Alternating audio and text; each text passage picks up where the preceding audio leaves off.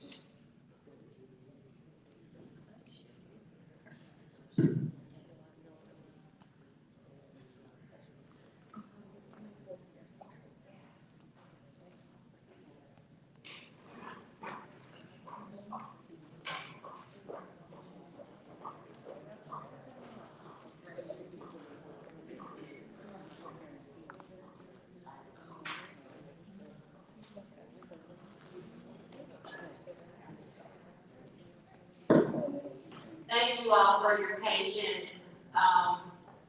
We are trying to get our network in from all over, so they're joining in now. So, officially, good afternoon, and thank you all again for joining us. We would like to officially welcome you to our Lunch and Learn, preparing for the shifts in education and leadership. We hope you enjoyed your self-care scavenger tour and the gifts at the various stations. Tammy and I thought that it was really a nice way for you all to view the property, as well as us being intentional about embedding self-care, a term you hear a lot now, into the experience. So hopefully you think the property is as amazing as we think it is. Right, Tammy? Absolutely, I think it is incredible. We actually had our back-to-school staff gathering here, so thought this would be really fitting for us to be able to celebrate our year as a company, and especially the collaborative, where we are absolutely excited about providing a space for discussions and collaboration amongst leaders and educators, amongst parents and students, and anybody really who is interested in making a change in education. We are going to just take a moment to acknowledge someone who is a huge supporter. We, first of all, have to say, and she has said, thank you for joining us. We're humbled that so many people came and have had such positive things to say. We're very excited about this opportunity and appreciate you for being here. We would be remiss though if we didn't acknowledge someone who has been absolutely instrumental in supporting us through everything that we've done as the collaborative and create and educate. And that person is our queen sister, Nika Grafton.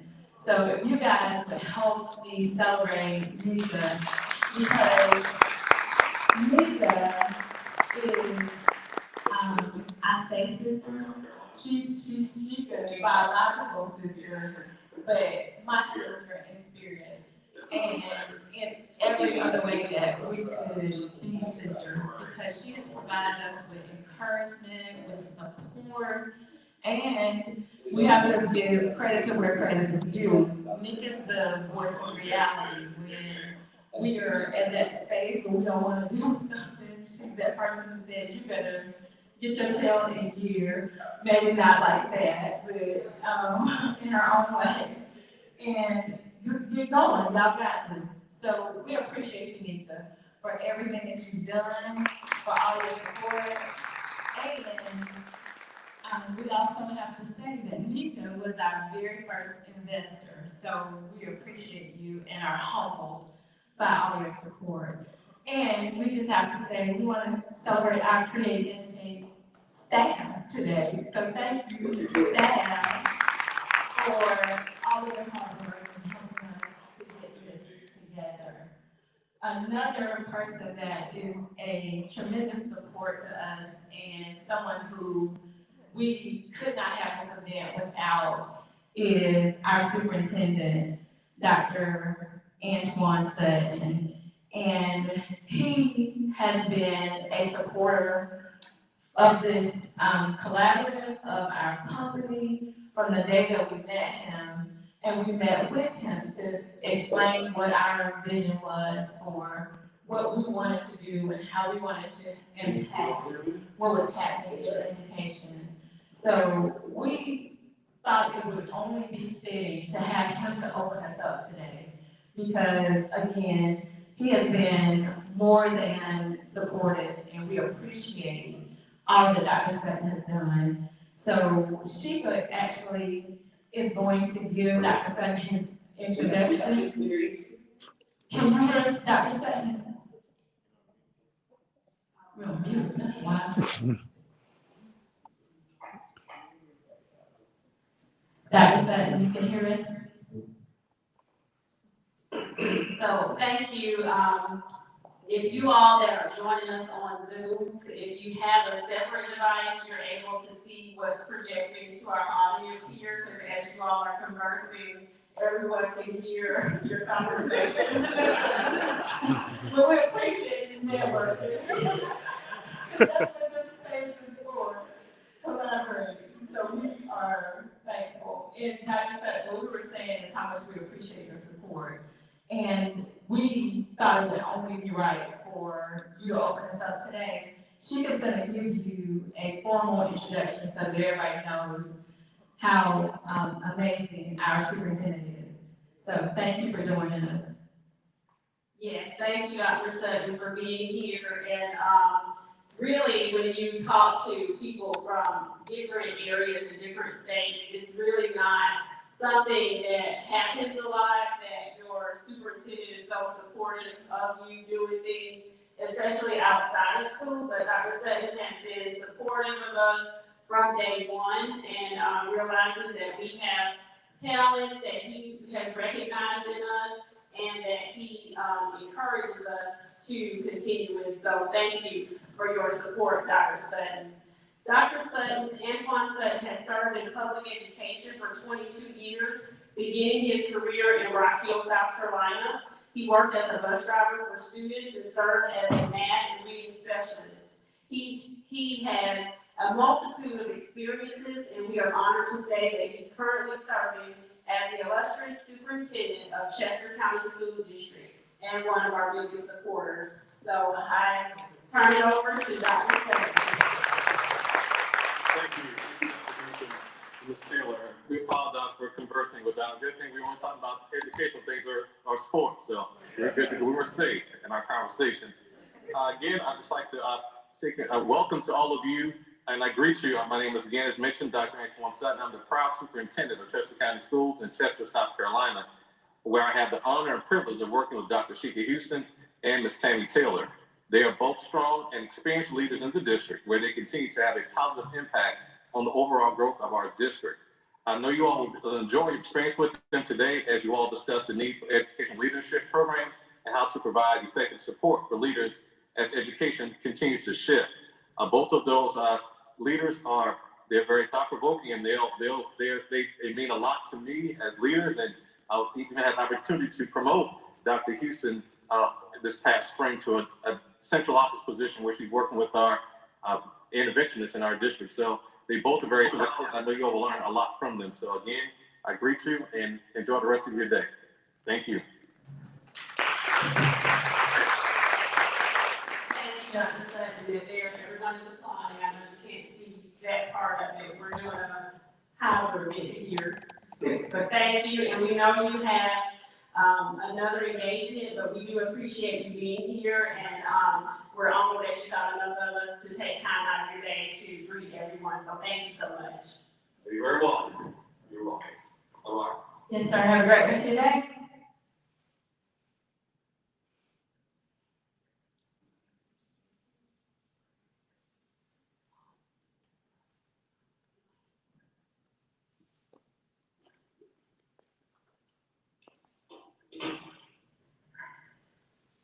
Well, hopefully we don't have a hacker.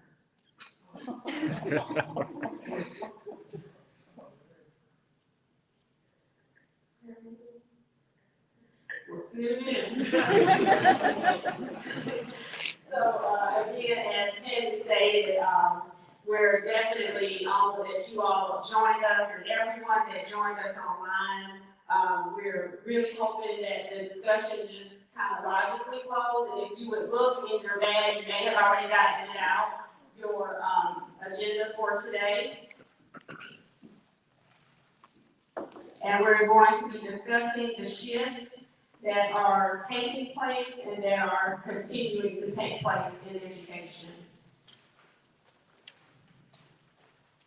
Yeah, we're very excited, as she had said, because this conversation is very meaningful, because we know that education won't ever quite be the same in our schools.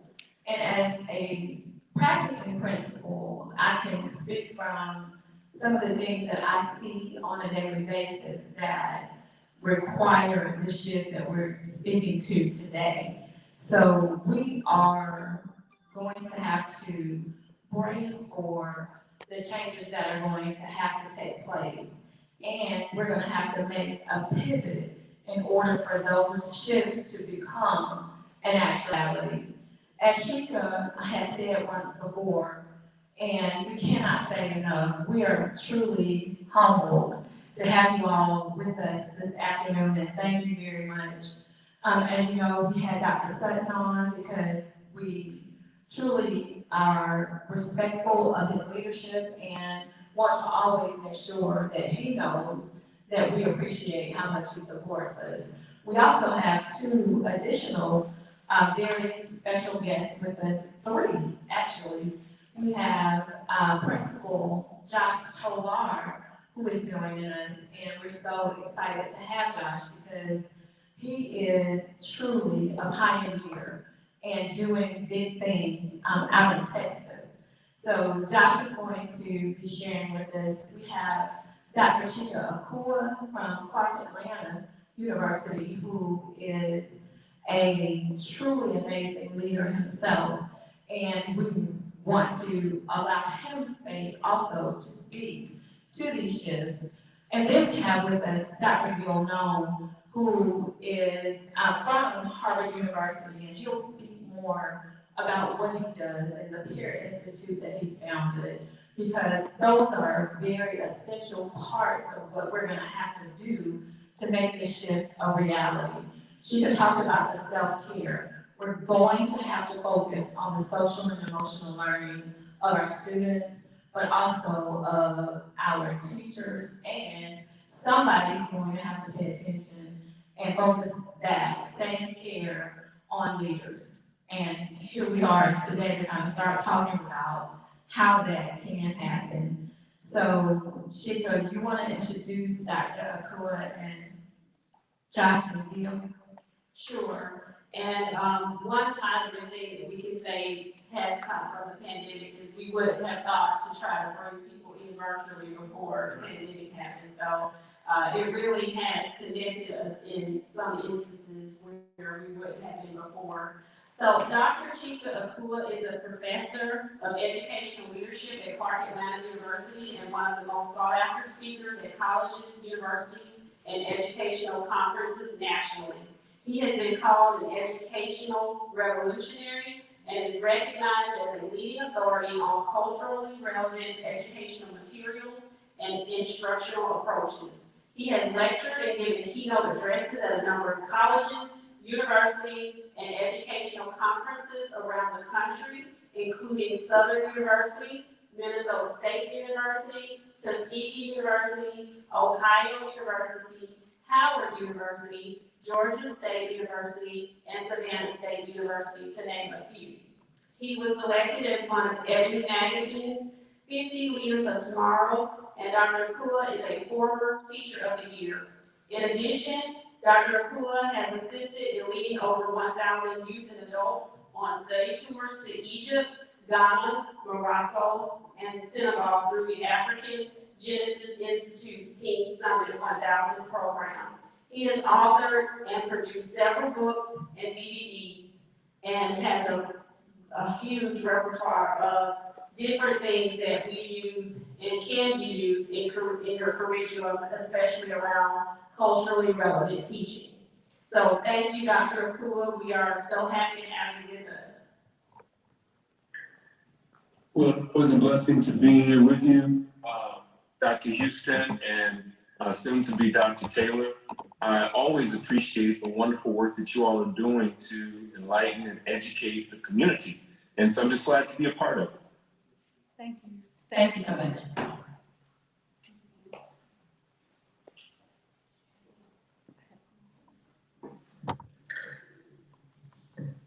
And Principal Josh Tovar is a part of our principal or professional learning network. We do Saturday PEs where we have live streams and we're just providing free content for leaders and educators. He's a part of Unlock the Middle, and he is all the way from Texas. And he always is very excited about his school, promoting his school. He does a lot to make sure that students know that they care about them at his school, and he does a great job just branding his school and making sure that people are not judging the school based on any types of report card or state report card letters or grades, but that they're looking at the children and what he's doing and the teachers are doing at the school. So thank you so much for being with us, Josh. And thanks for all your support, because Josh is a huge supporter of the work that we do. Thank you very much for having me here. It's a pleasure to be surrounded by great educators, because that's the only way to become better educators. Our field is not a secret. We learn from each other. Success breeds success, and being surrounded by all of us, we could only get stronger together and move ahead. Most importantly, for our prized possession, which are who? Our children. So it's great to be here. Thank you for the invite, and whatever I can do to provide you my 2 cents.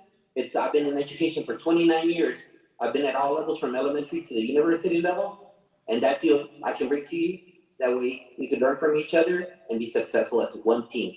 An educational team today on World Teacher Day. So greetings to all our colleagues in the classroom, Teacher World Day, and applause to you. Thank you for everything that you've done. Because right now we're flying the airplane and we're still building it in this new chapter in education. So greetings to everybody.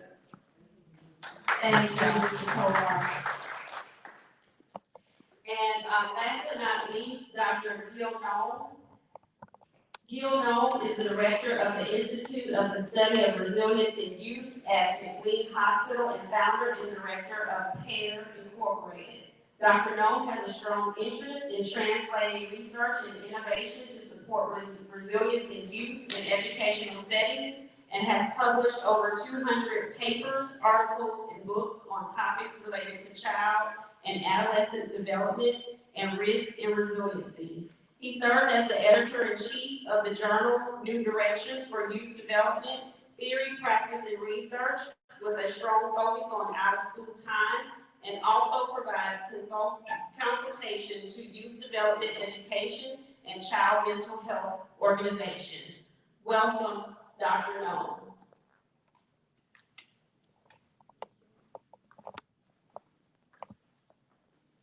You're muted, Gil. Now you can you hear me? Yes, sir. Perfect. Thank you so much for this very nice introduction. I don't want to take much of your time right now because we are going to interact throughout the morning and then also this evening. So you will hear maybe more than you want to from me about all these topics that my colleagues and I are going to interact with you. And I really agree that the issue is not just you hearing from me, but us hearing from each other. I think the only thing I want to say is that, you know, this word unprecedented times is really bantered around so much that we probably all of us can't hear it anymore. But the fact is that, you know, if you would have put us into a capsule like 2 years ago, into a future capsule, none of us could have imagined anything even remotely similar to what has happened. And I think it's very possible for us to see the negative sides of all this, you know, the stress, the anxiety, the uncertainty, all of the things that we're facing and our students are facing and our families are facing. It's very easy to get cynical, to get frustrated, to say it's too much, we don't know what to do. But I think that more than silver lining, I think we also have a choice, like in any crisis, to actually say, let's figure out what the opportunities are. Where can we go? It's not as if everything was rosy before the pandemic. Let's really help each other, like through convenings like right this moment of Create and Educate, of 2 women who are really taking leadership for us and with us. Let's really figure out what is it that we can actually build and how can we learn from all this. So I don't want to kind of underestimate the crisis but I do want to say that I'm really committed with you to figure out how to build something that wasn't working before so well. And now we have a chance to actually make something despite all the hardship that we are facing. Thank you, Dr. Nolan. And thank you all again for joining us. Yes, gentlemen, we appreciate you so much. Guys, we have some really amazing folks who are going to be a part of this conversation today. So we're very excited. And we're also excited about our new partnership with Dr. Nolan and Harvard and the Peer Institute. And there are some materials that they have, well, I won't do that. We can do that tonight. But if you're interested, let us know. We'll make sure you get some of that. Gil, I'm not gonna steal your thunder. We'll let you do that this evening. Many of you may not know this, but last year, Sheikah and I talked about, we're two action-oriented leaders. So we talked a lot about things that we saw that we didn't feel good about, things that we saw that we just thought were wrong for children in general. So we decided that we wanted to be the change that we wanted to see in education. We weren't going to talk about what we wanted people to do, but we were going to be about the business of making the changes that we wanted to see. So we didn't feel it would be right to just find the fault and not try to do something about that. So when we can do something about something, we're the kind of people who are going to do it. And that's what we decided to do. And that is how Create Educate was birthed. We have folks in here, and Sheikah will share. Some of those individuals are with us today who told us, you better get on out here and get the work going. So we are about change, and we want to be change agents to make things better. So that discussion that we're gonna host with you guys today is a part of what we want to see in these shifts that need to take place. And as Tammy stated, Principal Hurt, who is here with us from Detroit, Michigan, is actually one of the people who pushed us out there as we decided to start Create Educate. When we started finding solutions for our own schools, we didn't want people to struggle like we had struggled to find the answers of what was wrong, how to better manage the school, how to make sure the students were performing. It was really up to us, and, kind of told, you're a principal, you're supposed to figure it out. So it was a huge burden when your school is not performing and it is seen as solely your responsibility. So as we looked out to try to find some help and encouragement and resources, we found Principal Hurt, who is a data guru. So we are happy because understanding that data was a very important part in making sure that we could move our schools forward and making sure that our students and our teachers could understand what needed to happen to move the school and the students forward. So we are thankful for him, and that's how Create Educate is birthed. But we also started our platform to be able to share the knowledge we had gained with others, because we didn't want other people to have to go through what we did. So the collaborative was birthed, where we share and bring people together, parents, educators, teachers, community members, anyone who has a stake in education, because if we keep operating in silos and we're talking over here and one group is educators and the parents are talking over here, nothing will improve because everyone is not working together, and it takes us all to be able to move forward when we're talking about children and what's best for them. We have to say too, just to press pause for a second, because we want to speak to the quality of educator that Principal Hurt is. We had not paid Principal Hurt a dime, never met him in person, just talked to him over the phone. maybe twice before he held a 2.5 hour meeting with us. Said, send me your data, let me take a look at it, and we can talk about it. You know, it doesn't matter. You can contract with me or not. We're gonna get this data straightened out for you all. So he has definitely been instrumental in not just our company, but in some of the changes that we have instituted and implemented in our schools. So we want to say thank you again for all that you've done for us. And Chica and I both have had stories that we can tell you about how things were not going so well before the pandemic. So we have pre-pandemic horror stories. And what we want to say is we know that today there are even more stressors that come with the leadership seat. So we know that added to all of those things that were the weight on a principal's shoulders before the pandemic occurred, that has been amplified. And those stressors are now even more magnanimous. So what we want to do is kind of bring some light to what we can do to help principals during this time and moving forward, because things are going to have to change. We entered the principalship excited, so positive about having the influence over students and teachers, and we know that teachers are the most impactful folks in the school, but we also knew that principals wield the most influence, because we can influence what's going on and the direction that we're taking the school in. And that lasted for 2 seconds. And we realized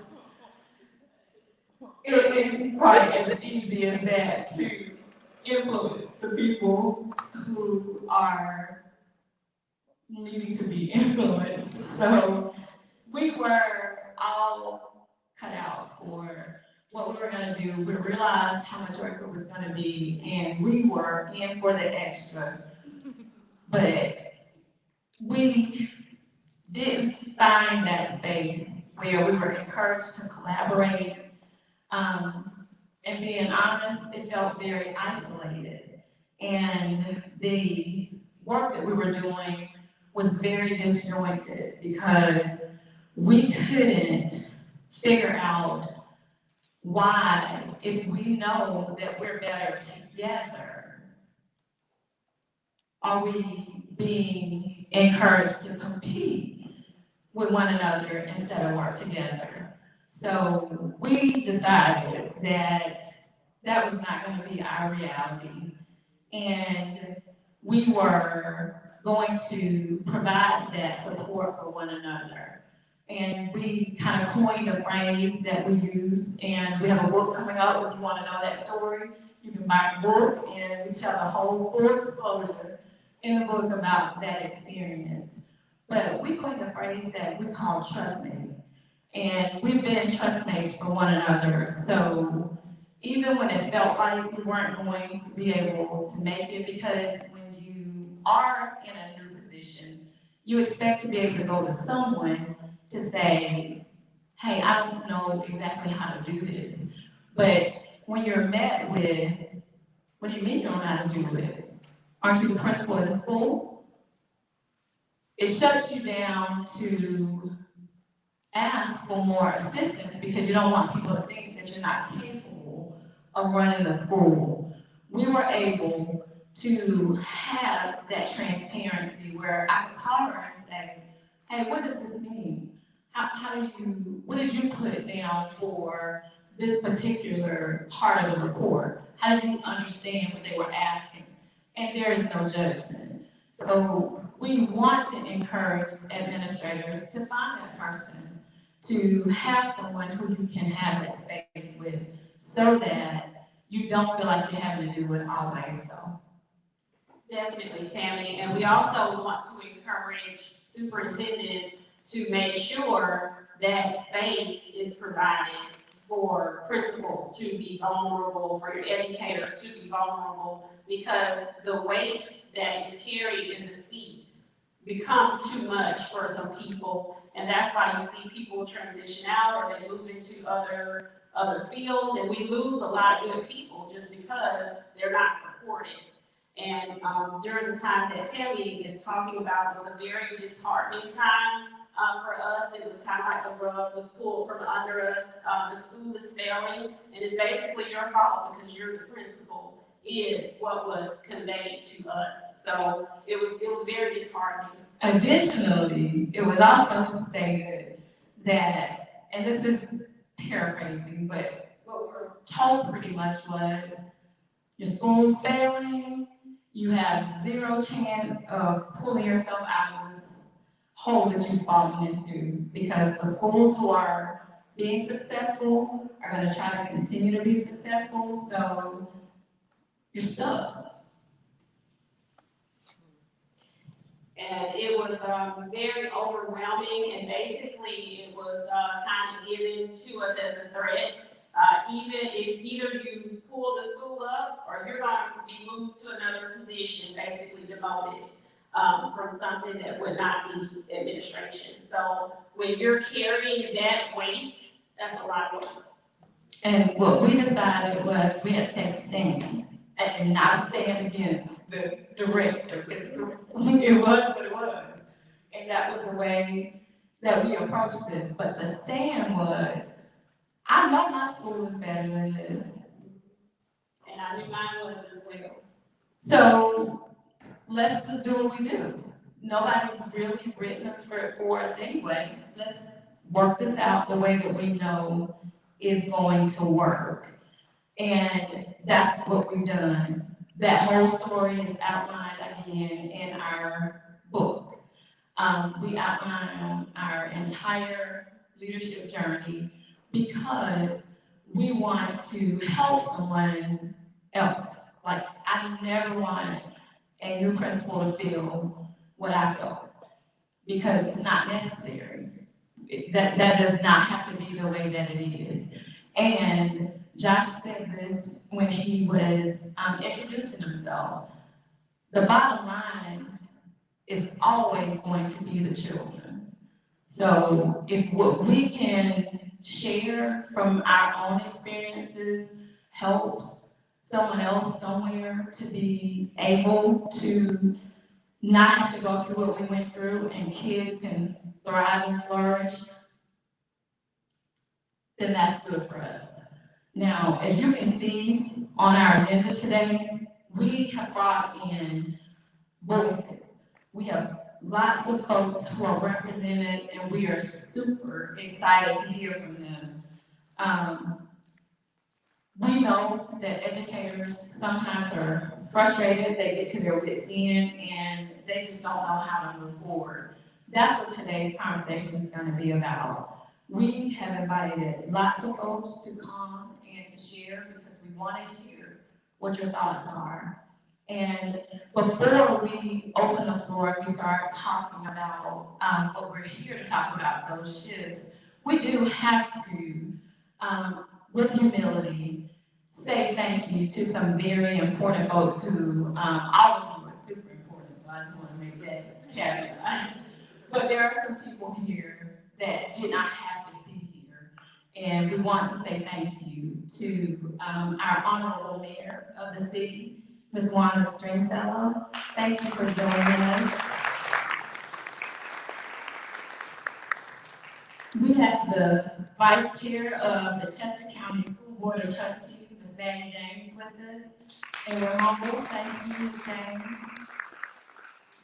We have our Chester County Sheriff, Matt Dorsey, with us. Thank you so much for being with us, Matt.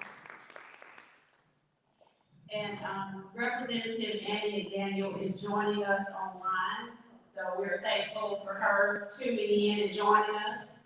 And we have universities that are represented.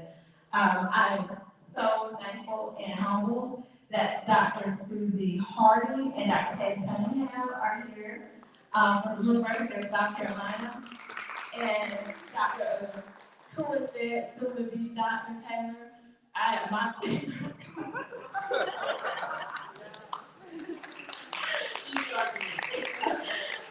So we also want to share Dr. Lisa Johnson and Dr. Audrey Allen from Winthrop University had other engagements and couldn't be with us, but they did send a message that we're going to share. And of course, we have Dr. Chica Akua, Dr. Gil Noll, and Principal Josh Tovar, who are all with us. So we have lots of representation, and we want to say thank you to each one of you for joining us. And before we get started, and we know you were ready to get started because we are as well, with our school failing in 1 year, we improved the schools, 2 report card grades at 9 and 3 at 10, and we didn't hear anything about that. She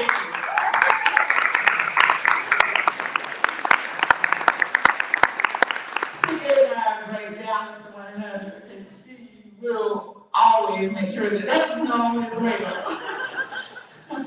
But that is in the book as well. We tell the whole story so that everybody knows. And I'm just going to be very transparent. The change that occurred in what was going on in the schools was just the result of how God has favored us to be. I think we're doing His work. And because we're doing the work, He blesses it. And so, in all humility, we didn't change a whole lot of what was going on, but the children started to believe in themselves because the culture is what we started to cultivate. And a lot of times, this could be a part of this conversation that we have today. Superintendents, we're going to encourage you to allow your principal space to work on what they think needs to be worked on first, because first things have to be first. And at my school, that was what we needed. So it was a process to get there. So we just want to begin with, we have seen many articles about the woes and the disparities of what's going on. The RAND Institute has done so many different studies that talk about what is happening, what needs to happen in education. And when we start to prepare for those shifts, we have to look at institutions where there are trends that have already been set. And I just want to share a few of those before Sheikah actually gets us started with the conversation from you all. But school districts in California, Connecticut, Florida, Georgia, Kentucky, North Carolina, and Virginia have all partnered with universities and state agencies to start making these shifts that we're talking about to prepare teachers with programs like a residency program that you're going to hear more about today, or in-service programs for practicing leaders who are in other professions right now, but are transitioning to leadership, and they give that space so that it's funded, so that they get that hands-on experience that's necessary. So as we begin the conversation today, and she's going to lead us right into that, just bear in mind that we're not talking about something that's going to fix anything, because that's not what we're trying to do. We're not talking about what we're going to fix. What we're saying is, this is a good place to begin the discussion about some of the changes that we think will benefit the field of education in its entirety. Definitely, and when we talked about those silos earlier, a lot of times things are happening at the university level, and they may have some input from the students that are interning or in some of the programs, but we wanted to be intentional about this collaboration because hearing from experienced people what this has been like to lead and educate during the global pandemic is really important in order to be able to make sure that the generations we're preparing to continue to educate, because it doesn't look like the pandemic is going anywhere soon, and even if it does, things have changed, and some of them have changed for the better. Not everything, because we still have some work to do, and that's the whole point of this conversation. University leaders and professors want to hear from us, the educators, what this is like, because if they don't understand from our perspective what is needed, how can they then prepare everyone else?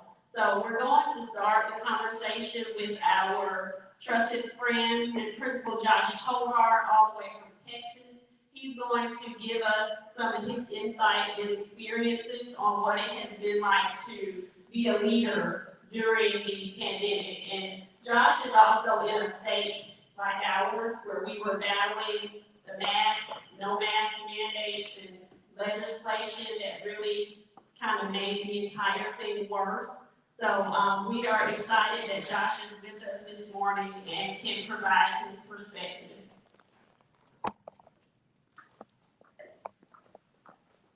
You ready, Josh? Hello, everybody. Well, thank you very much for that segue in there. And it hasn't been easy, folks. Let me tell you, it doesn't matter what state that you're in. I know that it's been very difficult because everything that we've learned, whether you're tenured or not tenured, we had to throw it out and kept some of the good things. Here in Texas, we have a red state that is no mask mandate.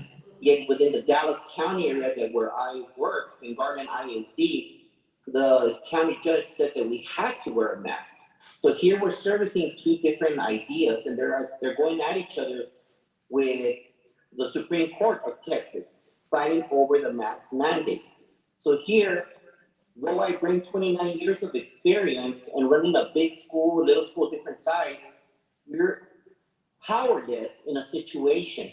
The best thing that you could do is always fall back on the purpose that we're there for. You see, being leaders, people need to look to us to ensure that they trust us with everything that we say. Being leaders on a campus, our team members, our equals, need to make sure that when they look upon us, we have the best interests in mind for them. And so I think that that's been one of the things that has helped us at our campus and within our district also, is that we do what's right for students. We stayed away from the situation that is either state or county judge, when we've always enforced the rules, yet we take the human factor into consideration. And that's always the most crucial thing, is to take into consideration the human aspect of the situation. Because you run the gamut. I'm pretty sure you have the same thing at your campus as I do at my campus. That you have people that are for it, against it, yes shots, no shots, whatever it is. But you cannot let all that noise, and I always talk to people about noise, you can't let all that noise affect what happens in that classroom. On today, World Teachers Day is about supporting them daily and not let all that noise come in to affect our equals. Because you know what? They are the resource. They are our commodity. They are the future of this nation. And so it's always making sure that we promote the focus. And what's the focus? Instruction. Whatever the instruction is, Coach Hurt has a great game plan.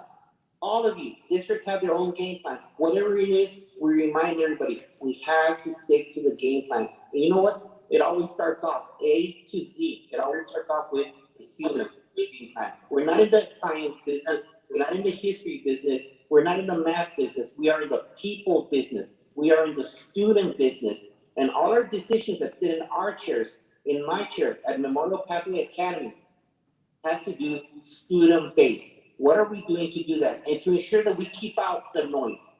We have no control what goes on out there, but you know what? We do have control on how we promote what happens in that campus. And I feel one of the tools that has really kept out the noise has been promoting the positivity and student success and team member success that we have at Memorial Pathway Academy. And we do that by always promoting it via social media. Yes, the mask mandate is a troublesome situation here in Texas. Yes, when we have opposing forces, but being a leader, you have to have that street cred. And it's crucial that we have that street cred. Like Principal Cafele, you can't fake the funk. You can't fake the funk. People need to believe in who you are as a leader and making sure that when you make those decisions, and it might be a discipline issue because kids are being sent to alternative placements. Kids are being suspended for not wearing their mask in different districts in Texas. We need to choose our battles. And one of my mentors always reminded me of one thing. Is that the hill you want to die on? I learned that many years ago. So a student being pulled from class, a student waiting outside the assistant principal's office or my office, a student being taken away from learning, when they've already been removed from this pandemic last year and a half, is that the hill we want to die on? So we need to adhere still to what the requirements are, because we are administrators. We need to adhere to the policies and procedures of every district. Yet we also need to take into consideration the human factor. And that's the hard part.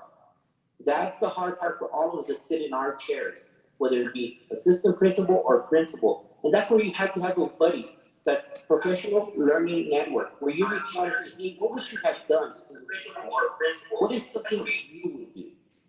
So for me right now, the situation where right now the not wearing the mask has taken precedent. But just remember one thing, we do what's in the best interest of kids. We always make all our decisions on that, and do we really want to make sure that we create a bigger gap for them? And I don't think that's the right thing.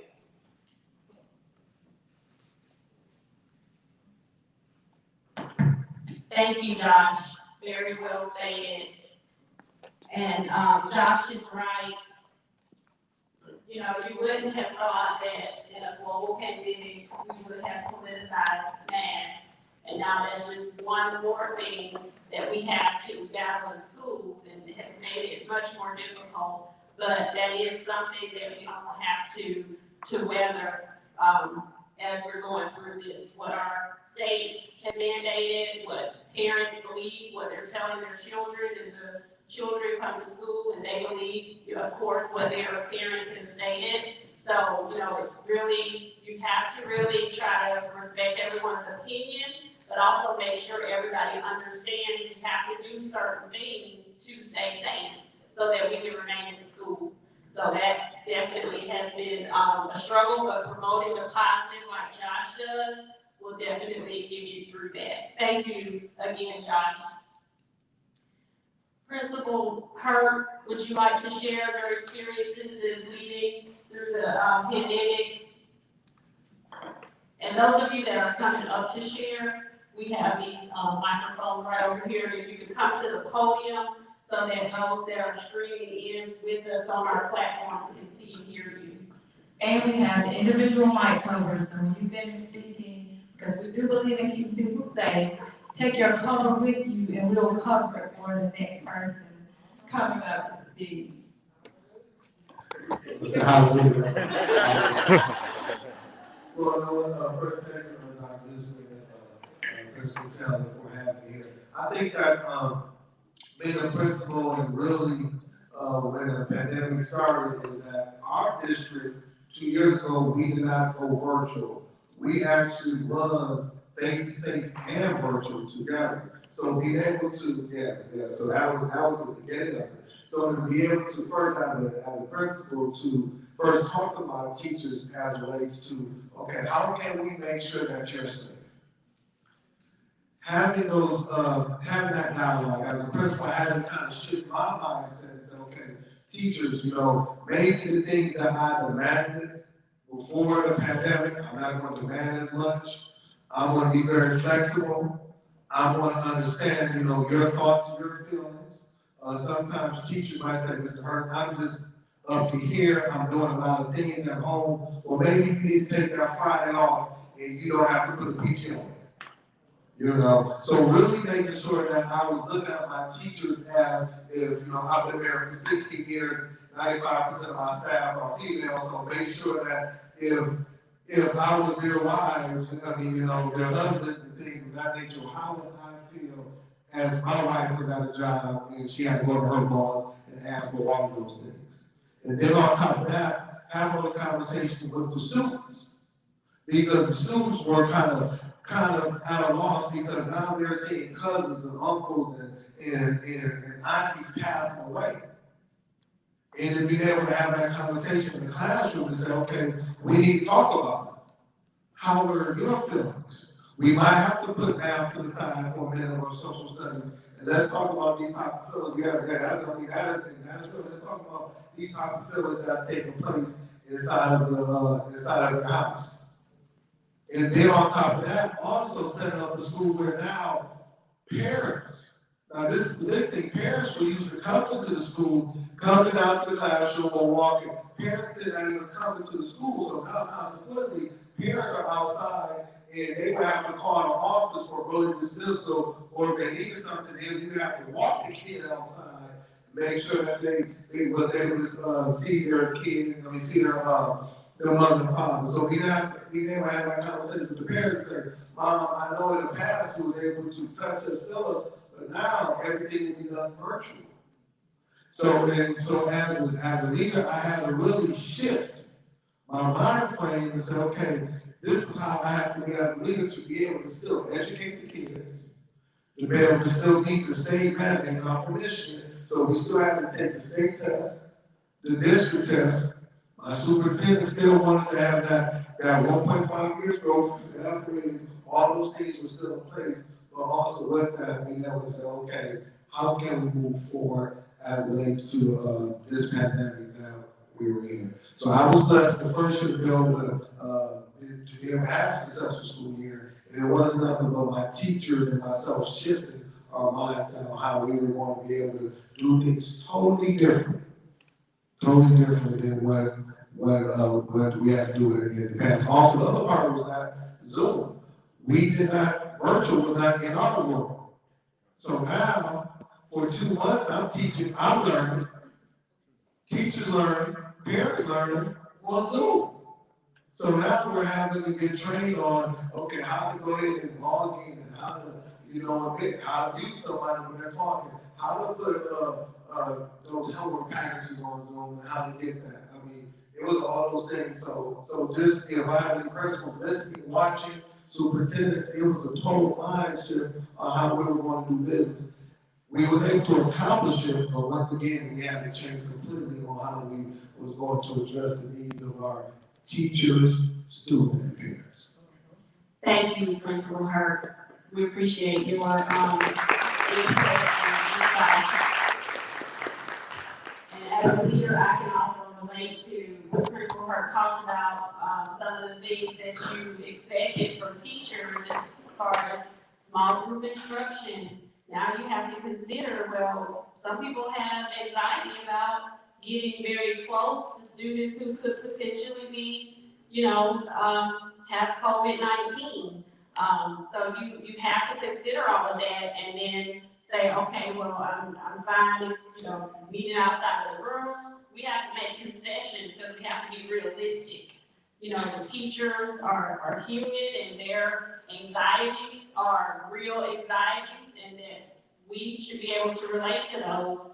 And the things that Principal Tovar and Principal Hurt talked about, we also want to bring to our upper level leaders, who's seeing about the leaders, because the leaders are taking care of the teachers, making sure that their needs are met, they're okay at home, they're dealing with deaths and different things. But the leaders are also dealing with those things as well. So it's important to have something in place for them as well. Are there any other leaders that would like to share?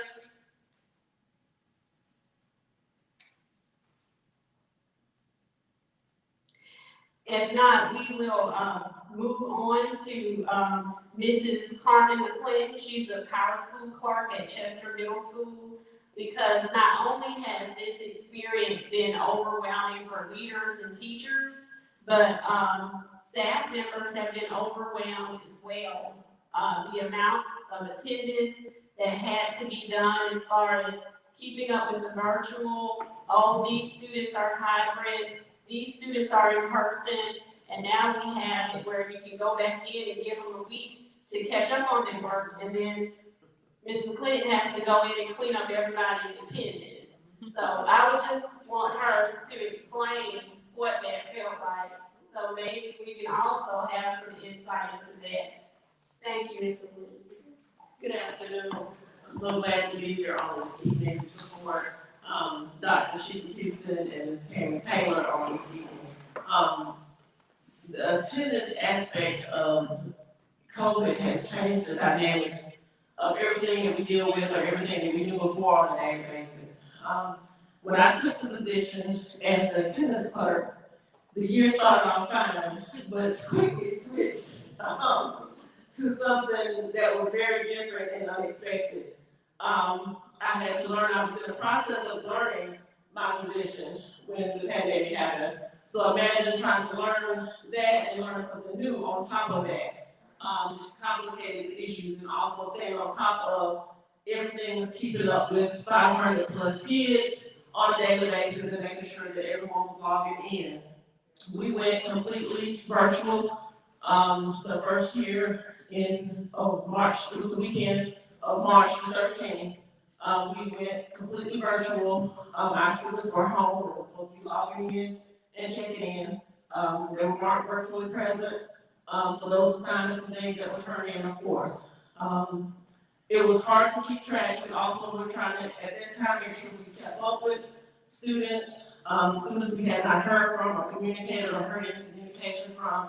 We were trying to remain in contact with those parents and also enlisted the help of our local sheriff's department, with our resource officers, going to the homes, doing school visits as well as those district employees who could go to the homes to do those home checks as well. Next year we started off with an AB schedule, which turned out to be more hectic than we thought because we were trying to keep up with what kids are supposed to come in on what days, and are they truly logging in to do their assignments. I dealt with parents calling angry at me because they leave little Johnny at home and expect for Johnny to get on the way he is supposed to, and Johnny is not logging on the way he's supposed to. But he said he logged in, but ma'am, his teachers are not seeing him in class. And they demanding that I change the attendance. I cannot change it. If I speak with the teacher and the teacher has not received an assignment from that student, that cannot be changed. And it was hard to get them to understand that I understand that we have children who are very independent, but they also need the support of their parents as well as the teachers. We can support them, I can support them, but it's about being a community, us working together to make sure that we all are communicating and that we're all staying in contact with one another. So we were in the midst of mailing out letters, locating students. There was some home issues with some students. Relatives had to step in, DSS had to step in on some cases and incidences to remove students or had to place them with other family. I had a situation, especially with a young man that I was dealing with. His aunt had to actually come and get him from another state because DSS had stepped in and she came to help out with the situation because she did not want to see him go into the system. So you dealing with that and you dealing with kids that you try to support as they're dealing with the dynamics of COVID and what is expected of them. You have those children who are also the adults in the home who are trying to help their parents maintain a home as well as get their education on top of that. So we're dealing with the emotional aspects of dealing with students, dealing with parents, dealing with even the faculty members, and it was also trying to get my faculty members to realize that it's a team effort. I'm the only one person trying to help keep up with 500 kids. If you have a student who is in your classroom, reach out to your kids. I'm not in the classroom, so I don't know if Susie is there until I run the report. If you know that they have not been there for 3 or 4 days, check this about community. We're all responsible. Yes, I'm responsible for doing the attendance, but we all have to work together to make sure that we're communicating with one another, to make sure that we all are connected, that we're making sure that we locate all of these children, and that we make sure we stay in contact with the parents so that we know, look, this is what's going on, I haven't seen, there's nothing wrong with sending an email. I've had to even this year reach out on Facebook, trying to locate kids. Parents that I know that they're on Facebook, I have been messaged, have I gotten a response? No, ma'am. No, sir, I have not gotten a response, but I do reach out. Because I know that they check Facebook, they check Messenger, they are on those methods, they are on those streams of even emails. A lot of my parents will say, well, I don't know how to use a computer. I think we do need to offer some, options for them to be trained, for those that would like to be trained, and we need for all of our parents to be trained, so that they can keep up with their students as well.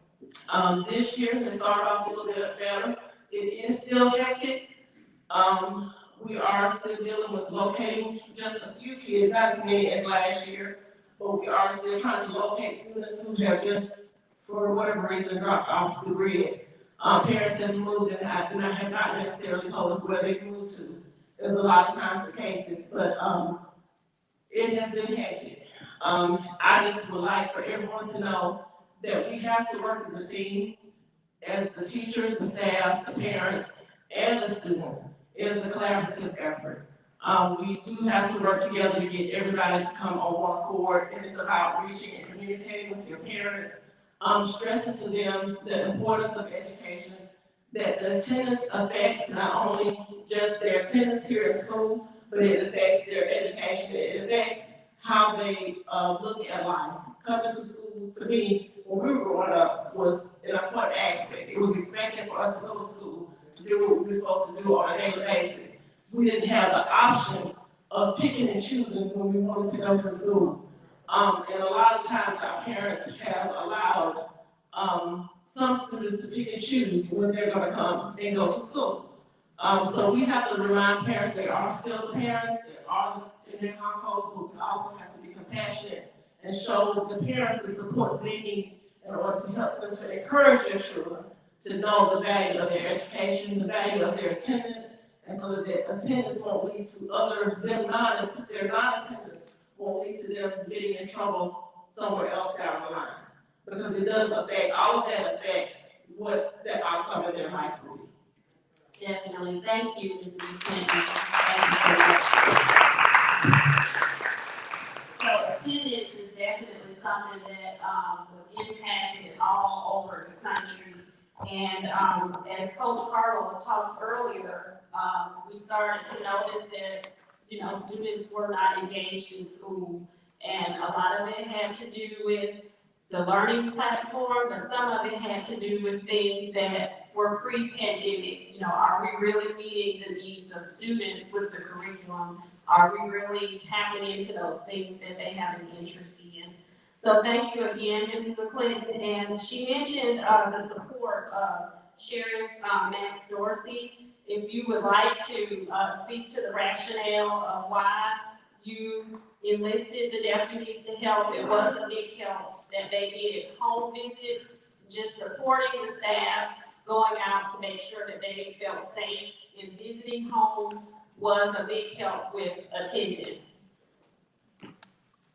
Before Sheriff Dorsey comes, Nika, you can go on, Sheriff Dorsey, and afterwards, Nika's gonna, add something. Okay, I'm sorry. Okay, well, thank you. Thanks, ladies. Two great leaders in our community and in our school district. And so thank you for inviting me. I kind of felt like, y'all remember that Sesame Street skit, and one of those things is doing the other. Well, I'm that other. I'm like, what am I doing here? What is this here doing here? And so, but I kind of was drawn to what you said earlier, talking about leadership, and I'm very driven. I feel like I'm a student of leadership, because that's what we're lacking in society. We're lacking two strong leaders, and thank goodness we got two really good ones here in our school district. And I do lean on them a lot, and so thank you for the partnership we have. This morning, and this is true, I'm not setting this up, I didn't make this up. On the way to my office this morning, I heard on the police radio that there was a 9-year-old child who was giving their parent a hard time, and they needed the police to come over and deal with it. Now let that soak in. Clearly, they don't know Big Max Dorsey, because little Max Dorsey at 9 years old would have never had to worry about police coming to his house, even when he went to school. I would have the police come rescue me. I would never need them to come and get me and straighten me out. And so I think that goes right into what we're talking about. Back when the pandemic happened, when it kicked off in March, I was actually reading the USA Today article. It was on Monday night, I remember, because you had a school board meeting that evening. And I called Dr. Lane right before she walked in, and I said, hey, do y'all have this problem? She said, yeah, we got a problem. We don't know where these kids are. And I said, I want to help. And so I said, after your board meeting, call me, and let's see what we can do. And it was a no-brainer to me, because as we know, children are what you do. That is the core function of what you do. You take care of those children. But me too. That's my job too. And we're not working in these silos. We're working as partners. And as I said within a few weeks of becoming chair at your convocation, I said, there's no greater impact you have on a generation than influencing their children.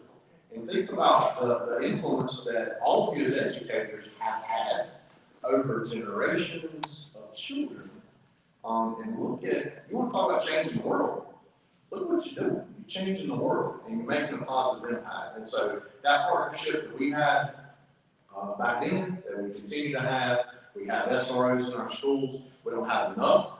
And I think the General Assembly is giving us some money, and we're hoping that we're going to change that. We're going to have SROs in every school.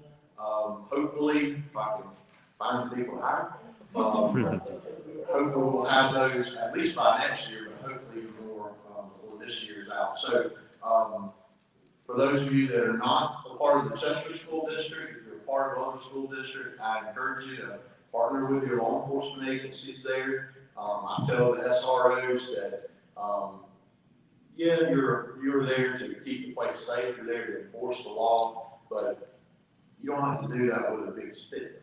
You know, you can do that with a gentle hand, but most importantly, you can do that through a relationship and be an example. I tell those principals, principal, you're the mayor, and that SRO is your police chief for that school, and I hope we're doing a good job at that. So, in summary, I want to thank you for your leadership. I want to thank you for recognizing that this is important for the future, and so I appreciate our partnership. Definitely, thank you. Yes, sir. We really appreciate Sheriff Dorsey and the support that he provides to our school.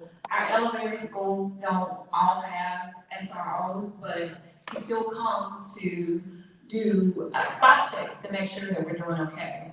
So we appreciate you and the work that you do to support us in our schools. You guys can see which one of us is the more long-winded partner. So we are running close on our time. We're gonna ask, we want to make sure that we're hearing the voices of everyone. Our next group especially, because they're our teachers. So we want to hear from them after Nika's going to share what she had to share, and then Dr. Calvin Carter, who is the Director of Safety for our school district, is gonna come and share a few remarks, and then we're gonna move on so that we can make sure that we get everybody's voice heard.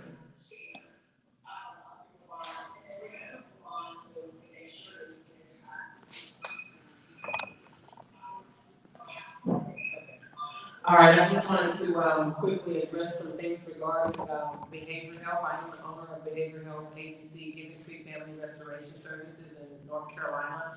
And so with regard to the school, I used to previously work in the school system, but we're trying to bridge that gap. So working together to be able to bridge the gap between schools and the community.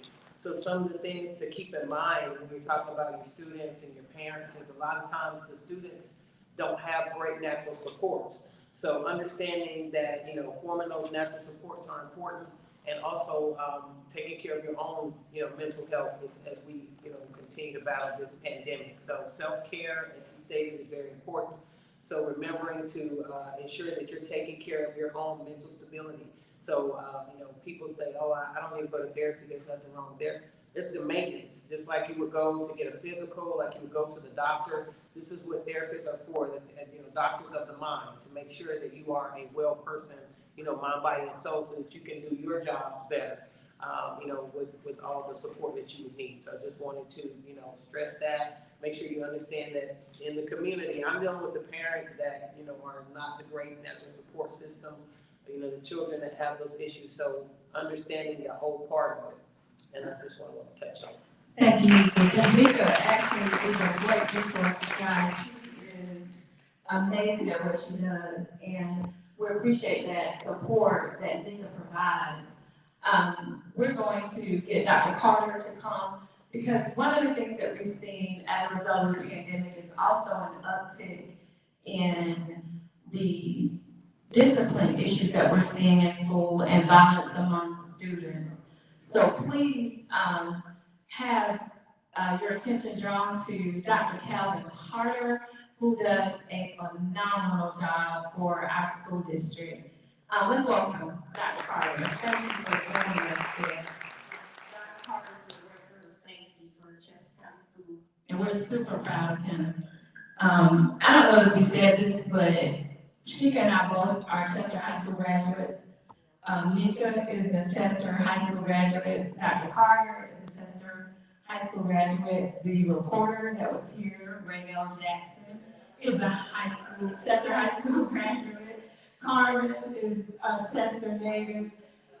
Many of the folks that you're going to hear from, you're going to hear some minute from the mayor, who is a Chester High School graduate. Alexis, our photographer. Ryan, we have Chester represented today, and we're very proud to say that he can Thank you all, Patty. There is hope for juveniles. The latest report from 2015, 5 years ago, there were 15,000 cases referred to the Department of Juvenile Justice. In 2018, 2019, there's been a decrease in cases referred to the Department of Juvenile Justice, simply over 11,000 cases referred to DJJ. So when we hear there's a form of increase in some aspects, yes, it is, but there has been a decrease or a decline in those cases, which is very good. When we think about the cases that are commonly referred to DJJ, number one is going to be assault and battery, third degree fights. Number two, public disorderly conduct, truancy issues, and we also have shoplifting cases that are referred to the Department of DJJ. From the cases that are referred to the Department of DJJ, 53% of those cases are actually thrown out or diverted to some form of arbitration programs. So when we think about arbitration programs, what is that?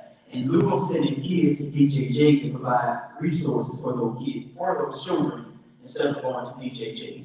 What does that mean? 77% of kids that have been entered into some form of arbitration program successfully completed that program. So what does it look like today?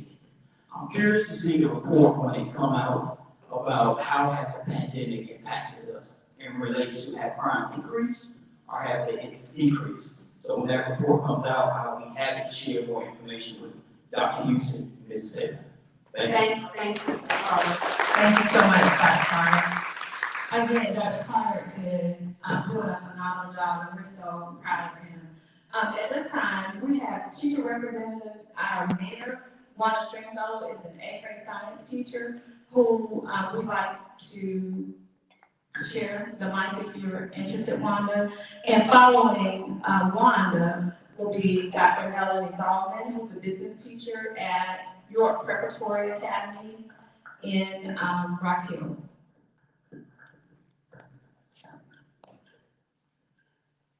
Good afternoon. I didn't know I had to talk. However, I greet you as a parent of a student that has been impacted by this pandemic. I greet you as a teacher, and then as the mayor of the city of Chester. Working with the pandemic from every aspect, with regard to how it has impacted our youth and the community as a whole. I'm so happy when I hear you talk about mental health and the need for counseling. That's a very important factor. I've been taught as a virtual teacher on last school year and being pulled back into the school this school year, I dealt with the anxieties of going back into that setting. And I did not realize how much of an impact the pandemic and my fears were having on me. So much so that I had to step back and remove myself for about 2 weeks from the school setting because of the stress, the level of stress of being in there. Looking at a student, my child's perspective, who came to me and said, I believe I need some form of counseling. This pandemic has taken such a toll on me. Mom, I don't know what to do right now. And I'm talking about a student that in 7th grade was identified as a due-to scholar. He was named as a junior scholar, the only one in the district at that point. But he came to me and said, I need some help. I'm not dealing with this very well. And when I began to think about the fact that he was removed from all of his peers, had not seen them since the middle of 9th grade. Oh, wow, I didn't realize this. And people are leaving us on every side. We've got family members dying, we've got people sick, just so much going on. I never thought about the impact that it was taking on my own child. So then I began to think about, what is it doing to the other children? So I began contacting his friends. What can I do? How can I assist you? Let's pull these children together. Let's get some groups going so that these children can begin to get their mental psyche back together.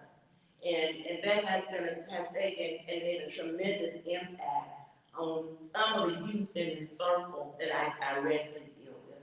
And we are continuing to do that, continuing to get this group of friends together. You know, we can do this, we can do it safely, but it's what's needed for our children. With regard to the parents were constantly reaching out. Whereas Mir, what are you gonna ask Mir? I'm supposed to be able to fix the world. I wish I could. I don't have all the answers. And being an employee of the district, I'm still held in certain parameters because I'm a teacher following the rules. But these are the things that we can try to do. This is how I think I can assist you and still be within the parameters that I must exist within. So certainly I'm glad that the collaborative is here so that these conversations can take place. And I think beyond helping the children and getting the counseling that they need and getting mental health counselors into our schools, that's a much, much needed thing.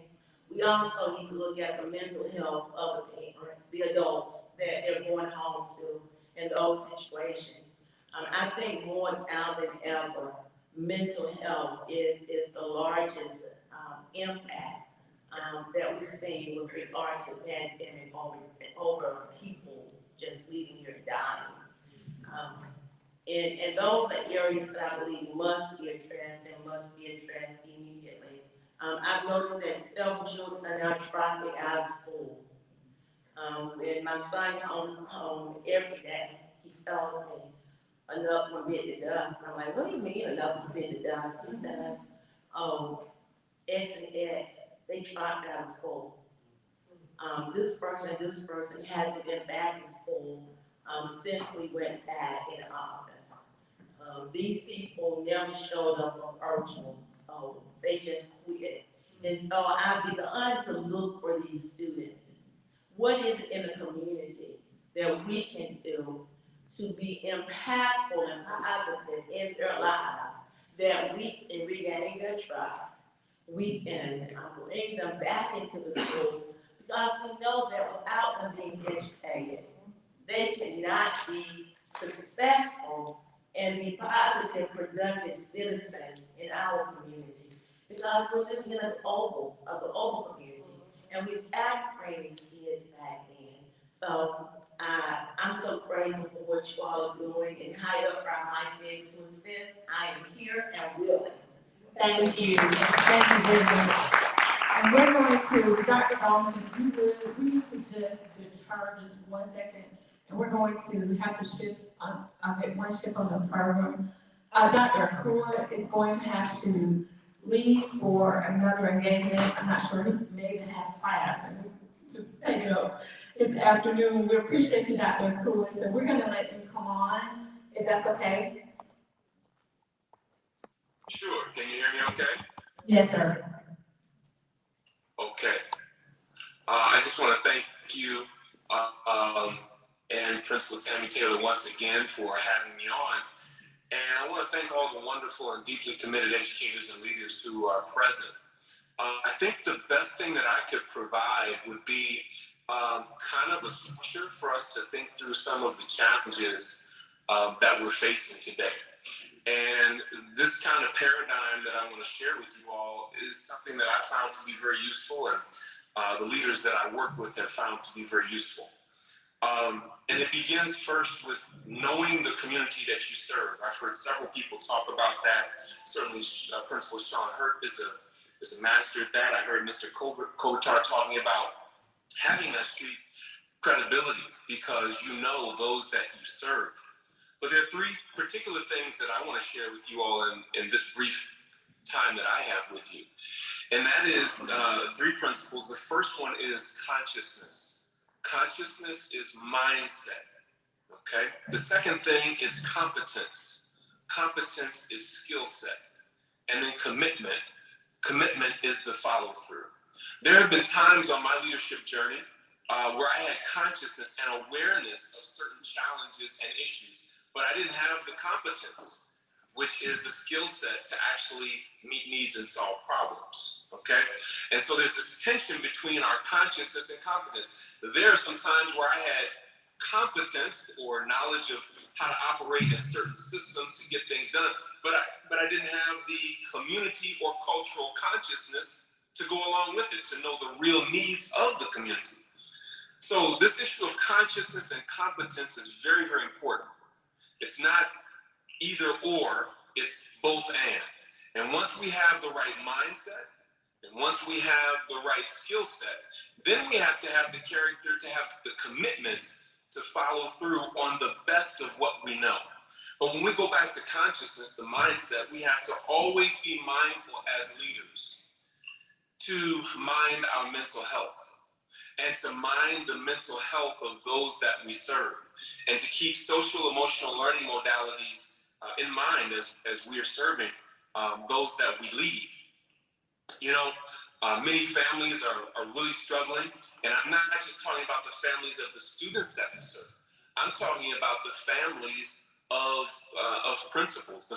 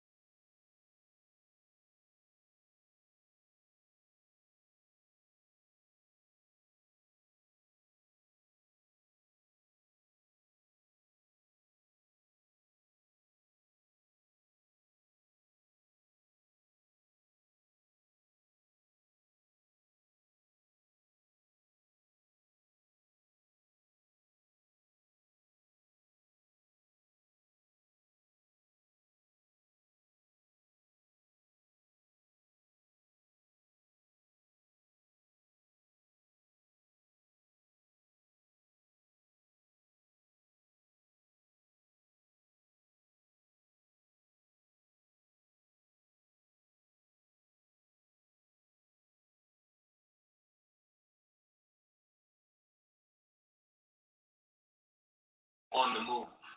And then other times we're mobilized, we're on the move, but we're not organized. So again, it can't be one or the other. It's got to be both and.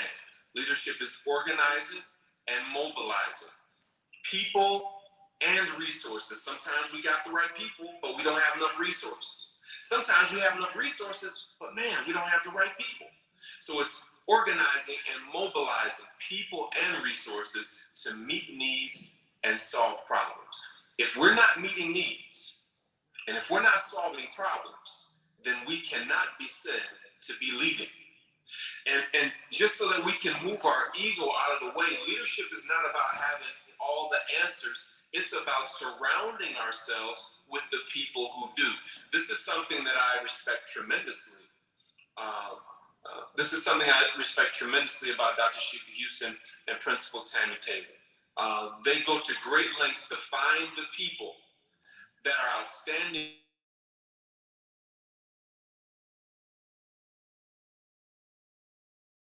those different leaders. So remember, leadership is not about having all the answers. It's about surrounding ourselves with the people who do.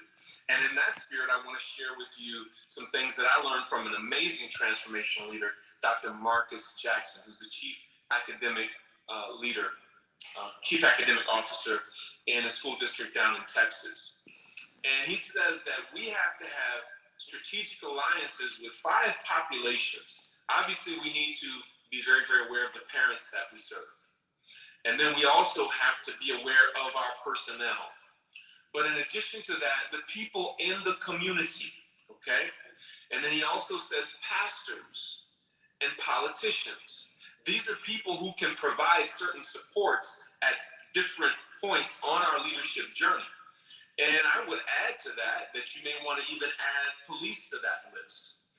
All of these different people are stakeholders in the work that we do as educational leaders. So again, parents, personnel, people, pastors, politicians, and I would even add police to that list to make sure that we receive the proper supports that we need.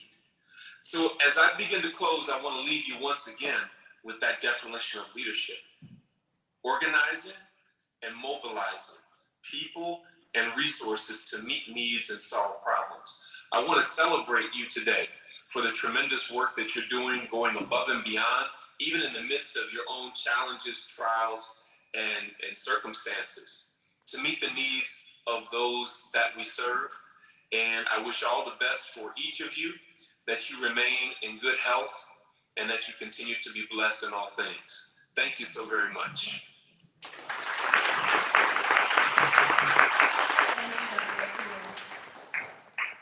We appreciate your insight and being with us today. Thank you.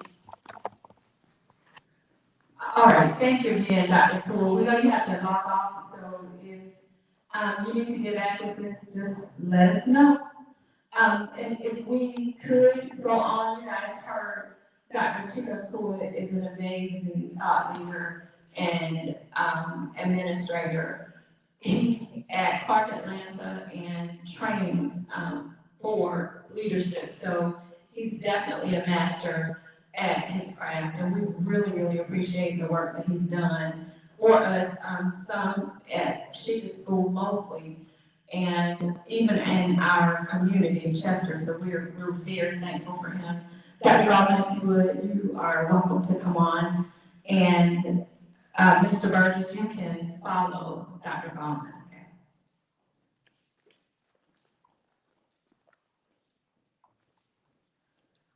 Hi, everyone. I wasn't expecting to speak, but it's okay. I'm glad to be here and to be surrounded by so many great leaders. And the work that you two are doing is phenomenal, especially for us who are in the trenches. I can't say that, and I don't want to keep you very long, but I can't say that when it was announced to us that we were not going to be returning to the classroom, if anybody was in my shoes, it felt like you were hit with a bag full of rocks. And I'm saying this because that year was my first year teaching an actual AP computer science course, preparing them for end of year testing, my first year teaching computer science, and of course I had a daughter who was graduating high school at the same time. So we had a lot going on in my household at that time because any teacher who had children not only are you concentrating on your work, but you're having to make sure you're thinking about your children and then trying to get another child transitioning from high school to college. That was a lot. Many mornings, we didn't want to talk to each other, but we got it done. One of the things now, being back into the classroom, but we did return last year, it was hybrid part, virtual part in the classroom, and it was a larger workload, but what you begin to see is the relationship that was forming. Not only were you forming the relationship with your colleagues a little bit more, because now you're talking about strategies. You're talking, and I want to speak from the positive mindset. You're talking about strategies, you're talking about different ways that you can assist the child, especially with the level of motivation being down so low. Of course, you all already know the motivation level was out of the world. I could log in and I would have 2 kids out of 32. And that was something else to deal with. But at some point, you had to sort of say, okay, this is what it's gonna be, this is what I can do, this is what I'm gonna do. So you start to approach it differently, which is what teachers are supposed to do, correct? We're supposed to find different ways to be able to get to our students. We're supposed to find different ways to be able to get and teach the whole child. So we have what we call at our school MTSS intervention, where if the teacher is not seeing the student, they're not able to grade the student, they're not turning in their assignment, then we immediately contact them within 3 to 5 days. They are to come in, or we do virtual, and we are talking to them about different strategies and what they could do and what we could do as their teacher to be able to meet their needs. And it seemed to have helped tremendously at our school with the students being able to get what they need. And they started to see that we actually cared. Many times when the students were leaving or when they are here, they didn't think that we really cared about what they were doing. We didn't care about what they were learning, and we really did. And for a child now in the classroom, it's all about you not only teaching the whole child, but really truly giving them feedback, creating that triangle with the parent and the leader, and letting them know that you care. And that is just one of the things that I see now. I'm continuing to work on that portion, but it seems to me that a lot of the kids are beginning to take on the transition, but it's all about you doing the footwork and planning and wanting to be there. I know that a lot of times I don't want to be transparent here. A lot of the times I wake up in the morning and I'm like, Lord, what are we about to do today? But once you're there and you see a kid that's glad to see you, it does make a difference. And when you see that, it makes you want to make that difference for them and to help them. That has been my experience. I'm sure that there are a lot of negative portions, but I don't want to concentrate on that because we're trying to transition here, right? So thank you so much for having me here today. Thank you, we appreciate you. And there have definitely been some positives that have come out of this shift as well. We're going to hear from Mr. Burgess, who is a math teacher at Chester Middle School. Thank you for being here with us, Mr. Burgess. All right, hello everyone. Let's see. Me and Ms. Rainford actually talked virtually last year, which was definitely something new, something different. But we both jumped at opportunities to do it because we know that we can make an impact. So like you all said, when you all became principals, you know, that was very good to start with, and you realize, oh, I got 196 students. I never had that many students before. I got over 100. So I'm just trying to give an overall view of what it was like. I loved it because it was an opportunity to work more with technology, you know, which I kind of pushed myself out of the comfort zone. And that's one of the reasons I wanted to do that. And again, 196 students, you're like, how in the world are you going to manage this? So it's like you're creating something from scratch because nobody has done it before. Nobody can tell me this is what you need to do, this is what you need to do. No, we had to cooperate as a team and say, collaborate as a team and say, you know what, all right, let's try this. All right, that didn't work, scratch that. All right, try this. right, they ain't work, trying it, so it's like, it's a trial and error process the whole year, pretty much. It took us, straight for about, a whole 9 weeks, just to kind of get a level, of being able to be consistent and take attendance. Like Ms. Clint was saying, that was a struggle. When you got kids, you like she said, 32 kids, 2 out of 32. I mean, we had 196, so about in each section we had about 40 kids. And it's like, okay, you might see 5 today, you might see 2 tomorrow, you might see 10 the next day. It just like fluctuates. And it's like, okay, we make parent calls, and parents say, oh, my child was on now, like somebody was saying earlier. And then the mom made the excuse about the child, talking about she was in the shower. I'm like, okay, this is class time. So it's just like, we had to deal with so many different things, and sometimes it was funny. You know, because like you had to laugh back in my life. Why is the child in the normal school day, your child was in the shower during this time? So why in the shower now? You know, so it's like virtual was put on the background and said, you know what, everything but that. Now, how many things you did have on?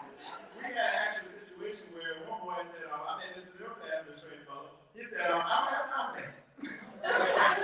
He's out to feed my dog or something. And so it's like the priorities was not in place.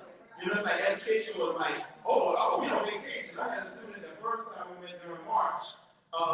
She might have came back in May, at the end of May. She said, oh, we had to work. I was like, so it's like those are the types of things that we had to deal with as virtual teachers that nobody really saw. And so a lot of times they were saying that virtual teachers don't really work. Well, I'll tell you what, on our team, we was working our eyes off. And the thing, yeah, that's right. And the thing about it is, we had so many students fail. We called, we had conferences, one-on-one conferences. They wouldn't even turn the camera on for the one-on-one conferences. So I was like, you know, okay, what battle am I going to fight here? You know what, don't worry about it. Don't worry about it. So it's just trying to get students to understand that, hey, just because you're not in school does not mean that you're not in school. So, and that was the toughest part to fight the whole year. And we had been to Ms. McClendon, we sent emails back and forth trying to figure out, okay, where's this child at? They haven't been here for 20 days. What's going on, you know? And the Sheriff's Office, thank you all for helping us out with that because it's been crazy. But those are kind of negative things. So the positive things are, okay, we learn more about technology that we didn't know before. Now, this year, we come back into the classroom. Yes, there has been some other things like because now it's like, okay, now, I'm new to teaching again. You know, it's like I'm in the classroom now. I'm like a first year teacher again. Like, okay, how do you read the board again? All right, I have to use that for a year. So, but the great thing about it is the level of rigor was always there. The point that we didn't get to see is the students rising to that level of rigor. So unfortunately, as a virtual teacher, there were a lot of basic things. Just being honest about it, we could barely get into the basic things. So the rigorous things was off the charts. So this year, I made up in my mind that, okay, all right, virtual, I was off on vacation the whole year because I was out of the classroom. So now I'm back in the classroom. Now let's keep the rigor up and let's cause them to rise to the standard. Oh, Mr. Burns, you're so petty. You know, so now it's like, I'm petty, but the thing is, we have to raise that standard and keep that standard. And what's happening now, because, this is a pandemic, we don't have to, you know, we go halfway there instead of all the way there. And I'm telling you, in this classroom, you're not going to do that. In the strength fellows classroom, you're not going to do that. So as a team at CMS, we make sure that they understand, you know, this is the level, not this. This is the level, and this is what you're going to rise to. So as we are continuing in this pandemic, and we just made in my mind, we're going to teach. We're going to teach. We're not going to let any excuse, no, this is not going to work. You're not going to come up with an excuse every time about, I forgot. No, this is the standard. And I think that's the biggest part that frustrated virtual teachers is that accountability during that time. A lot of students, when I heard talking about parents, we held them accountable, but it's like everything fell back on the teacher when things didn't work out. So that was the toughest part because morale, actually, at the end of the year, we just trying to make it. We trying to survive. And we survived. And now it's another year, it's like, okay, that's going to be better. It's like, this is worse, But what it is, we changing our mindset about it. And that's where I think somebody mentioned before about the mindsets being changed. If you don't change the mindset of how you think about something, of course it's not gonna change. First of all, it's gonna get worse because now you complaining, but yet there's no solution. Like you were saying, you know, we can present a problem, but then you also have to present solutions to those problems. And that's what we do every day. Like, okay, this is not working. Now the TikTok stuff. So now we got to deal with that on top of the pandemic. So it's like, okay, you know what? We still gonna hold a standard. This is that. This is what we got to do. There's no if, ands, and buts about it. We still have to take it to the bathroom. Okay, we're gonna make it work. All right, let's see if we figure out a process that's gonna work. Therefore, we can still keep our high level of instruction going. And that's what the issue is. If we don't change the mindset, and we see it, but we make sure as a unit, as a core in our team, that hey, we're gonna keep it up. We're gonna keep our mindset fresh. And we're not gonna live on the past. Thank you, Mr. Burns. And one of the things that we can definitely say will be a part of that shift discussion is that need for us to help students and families to understand asynchronous and synchronous learning, because we salute all the virtual teachers. I know that was not easy, because it wasn't easy to hold a staff meeting virtually. They didn't want to turn the cameras on either. So it's very necessary for us to have that conversation. And before we move on the agenda, we wanted, before you guys leave today, we posted at the back parking garages, and there's a parking deck at the back. The deck is for any questions that you might have for us, but we want everybody to park a thought in the garage before you leave today. In the bags that you received, you have a Post-it pack and a pen from Create and Educate. This is way late, we should have remembered to say this early, but you had a name tag and a Sharpie in there so we can know who we were talking with. But please be sure to leave a thought before you go. We want to offer the opportunity, before we move on to our university responses, we want to offer the opportunity, because we do have community representatives here. We have some other educators in the building, and we certainly don't want you to feel forced to have to say something, but we do want to give you that space if you have something that you'd like to share. And one of those people is Dr. Wanda Frederick, who we appreciate being with us. And thank you so much for coming. Wanda has been a principal in Chester County before, retired, and is doing other big things right now. So we're very, very thankful that Wanda joined us today. And you're free, Wanda, if you would like us to say something, but we want you to know how much we appreciate you coming. Mrs. James, we dare not leave without giving you an opportunity as the board vice chair to have remarks if you have something that you'd like to share, or your thoughts on the pandemic as a board member, because we know that that presented some challenges for you all as well. And then any of the other educators represented, we do want to allow your voice to be heard, because that's the reason that we brought you here, so that you could express your thoughts on the shift. And then we're going to bring on some phenomenal women to give us a university response. And as some of you may be contemplating coming, we have also Willie Stokes, the co-owner with her partner of About Play.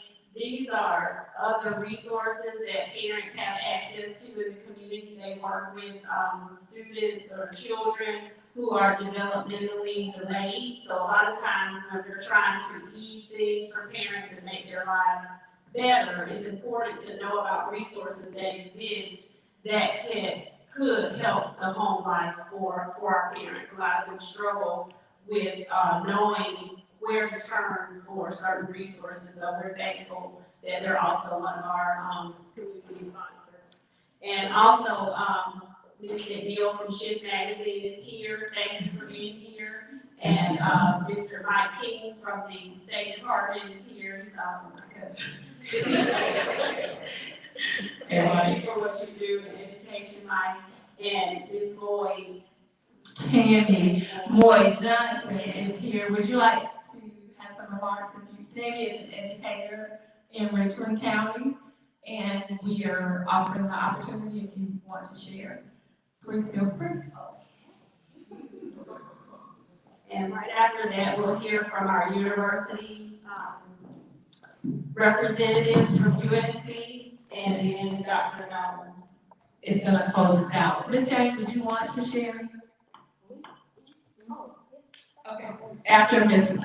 Moore, you can share. Thank you for this opportunity. Tammy Moore Johnson, I'm in Richland School District 1. I work with professional development and I also have my own business, Right Decisions. So I'm so glad to be here. When people spoke, a lot of things resonated. Sorry, mother. A lot of things resonated. Going back to she was talking about the attendance and not having the students come there. To one person who spoke about it was Mr. Stringfellow, Wanda, spoke about the gifted child. You know, in our school district, we recognize that my colleagues over gifted, that a lot of the boys, gifted boys during that time were coming out, that was showing that they weren't performing. So it really impacted them that way. So when I was thinking about it, I just jotted down notes and just seeing what we had in common. And also looking at, I think it was Mr. Burgess may have spoken about the virtual, maybe someone else prior to him. But some school districts across the nation had some virtual going on before. In our school district, we did a little bit of that, but we didn't grasp it fully. In fact, they were doing teams prior to this. We're like, what is this? Why are we doing this? Until what? The pandemic hit. Then it's like, oh yeah, now we get it. And so we were all trying to jump in and work with this together. And that's what I love about the beauty, is that how we just came together, in your word, collaborated, and we made it happen. You know, we had district level coming down, supporting the school levels, just being there. I want to say this, and I'm going to sit down. When in the organization leadership, you always try to be in the forefront. So as I indicated, there's some school districts across the nation that grasp that virtual learning prior to the need. Then you also had some industries, such as, I mentioned Walmart, that did the curbside delivery prior to the need. But there were some other industries, like public, they jumped in at the time. You know, we had K-12, we jumped in at the time. So I just want to encourage your leaders to be in the forefront, be in the vision as you lead. And, you know, it's a learning for all of us, right? We know now we will be in the advance. But thank you to these marvelous ladies for this opportunity for discussion and network. And I appreciate the time being here. Thank you. Thank you so much. Ms. James is going to come, and then we're going to hear from two amazing university reunions. And Dr. Nolan's going to close us out with a recap.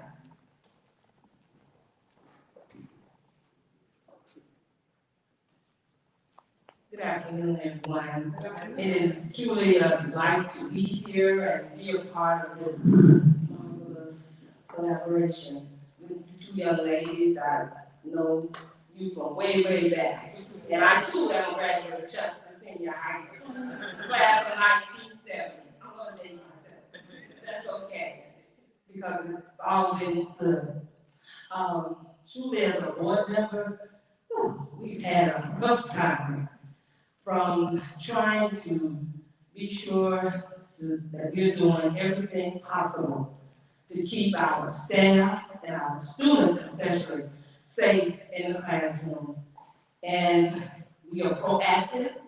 We were one of the first districts to pass a mandatory mask mandate for our school, because we see it as trying to keep our children in school so that they can learn. And we're not trying to do anything to harm. And I told them at our last meeting, I said, I want my conscience to be clear that as a board member, that I have done everything possible to ensure that no parent will have to cry over their child. So if the public wants to be mad at me, just be mad. Because I don't want that on my conscience, that I didn't do what I know I could do in my position to make sure that their child is safe in school each and every day. So I just ask that you pray for us, And you know, the odds against basically everything we're trying to do, but hopefully, right, will prevail. You know, people with the right mindset and realize that this does not have to be politicized. We're trying to save lives of our teachers, our staff, and especially our children. And I'm just glad to be here. Thank you all for asking me to be a part of it. I do what I can as a board member, and they know that I am responsive, that I have their interest at heart, always, from day one. I've been on the board for 25 years now, so I call myself the dean of the board. Because they check me, they said, okay, we do this, yes, and I'll let you know when you're right, and I'll let you know when you're wrong. Because it's not about us, it's about the children. So thank you all for having me. And we appreciate that support, Mrs. James, very, very much. So now we've given all of our K-12 and community the opportunity to respond. We're going to hear university responses from Dr. Susie Hardy and Dr. Katie Cunningham, who are, they'll tell you who they are. I mean, they're part of the reason that I'm the soon-to-be doctor.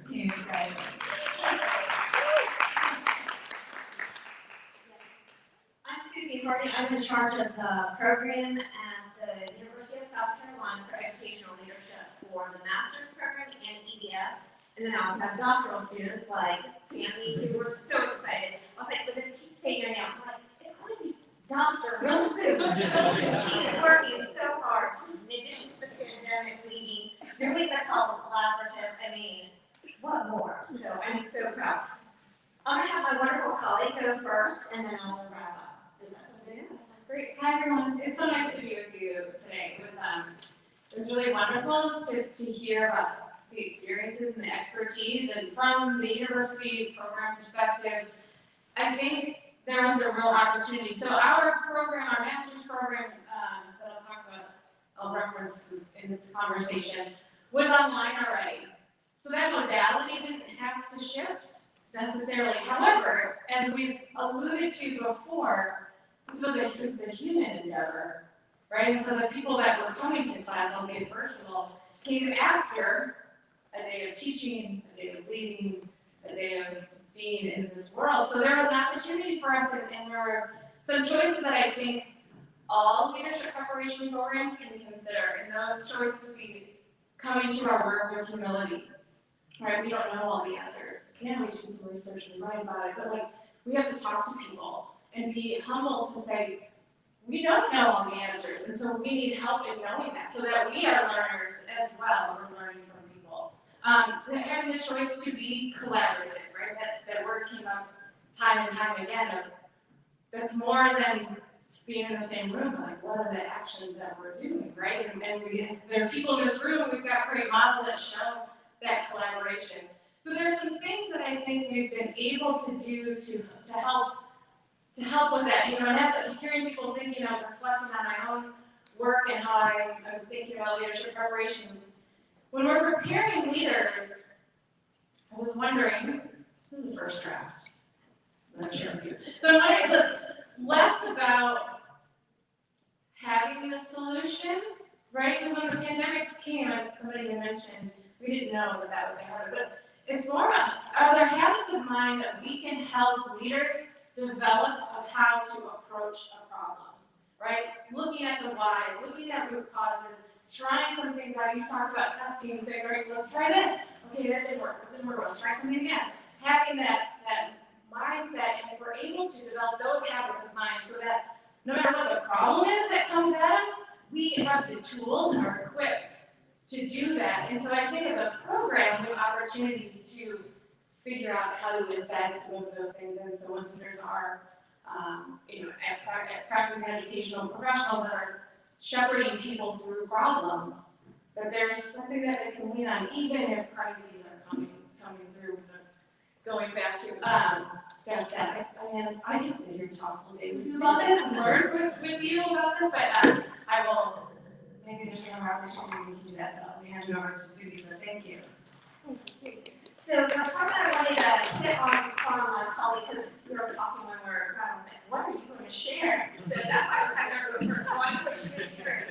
So the big piece that I want to encourage all of you is that no leader, no teacher has ever done this during the pandemic. One of the great things that I like about my particular job is that I get to talk to leaders throughout the entire state.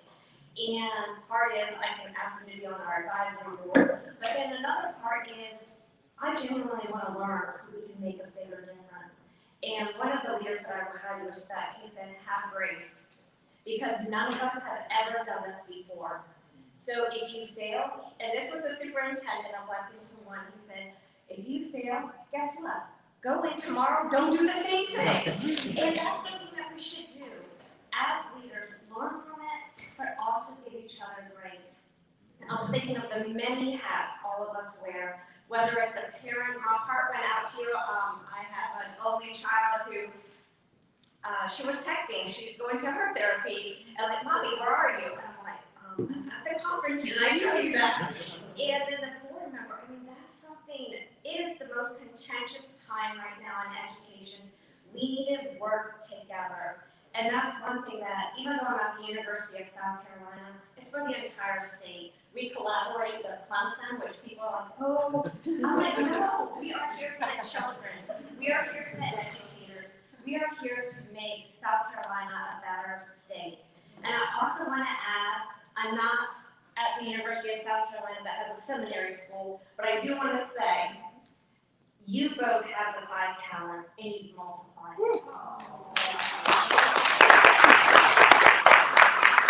Thank you guys so much. These babies are genuine and absolutely amazingly supportive. So I wanted to say thank you for coming and thank you for all the support that you provide. Yes, thank you.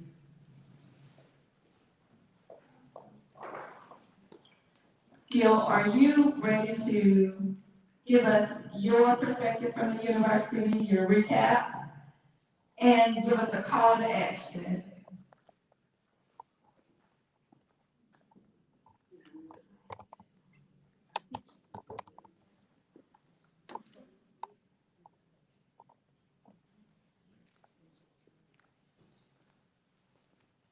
Are you talking to me? I'm talking to you, Gil. I waited patiently my turn, listened in very, very carefully, but then I just didn't, I mean, I was right here and listened, but I couldn't pick up my own name, so here we are.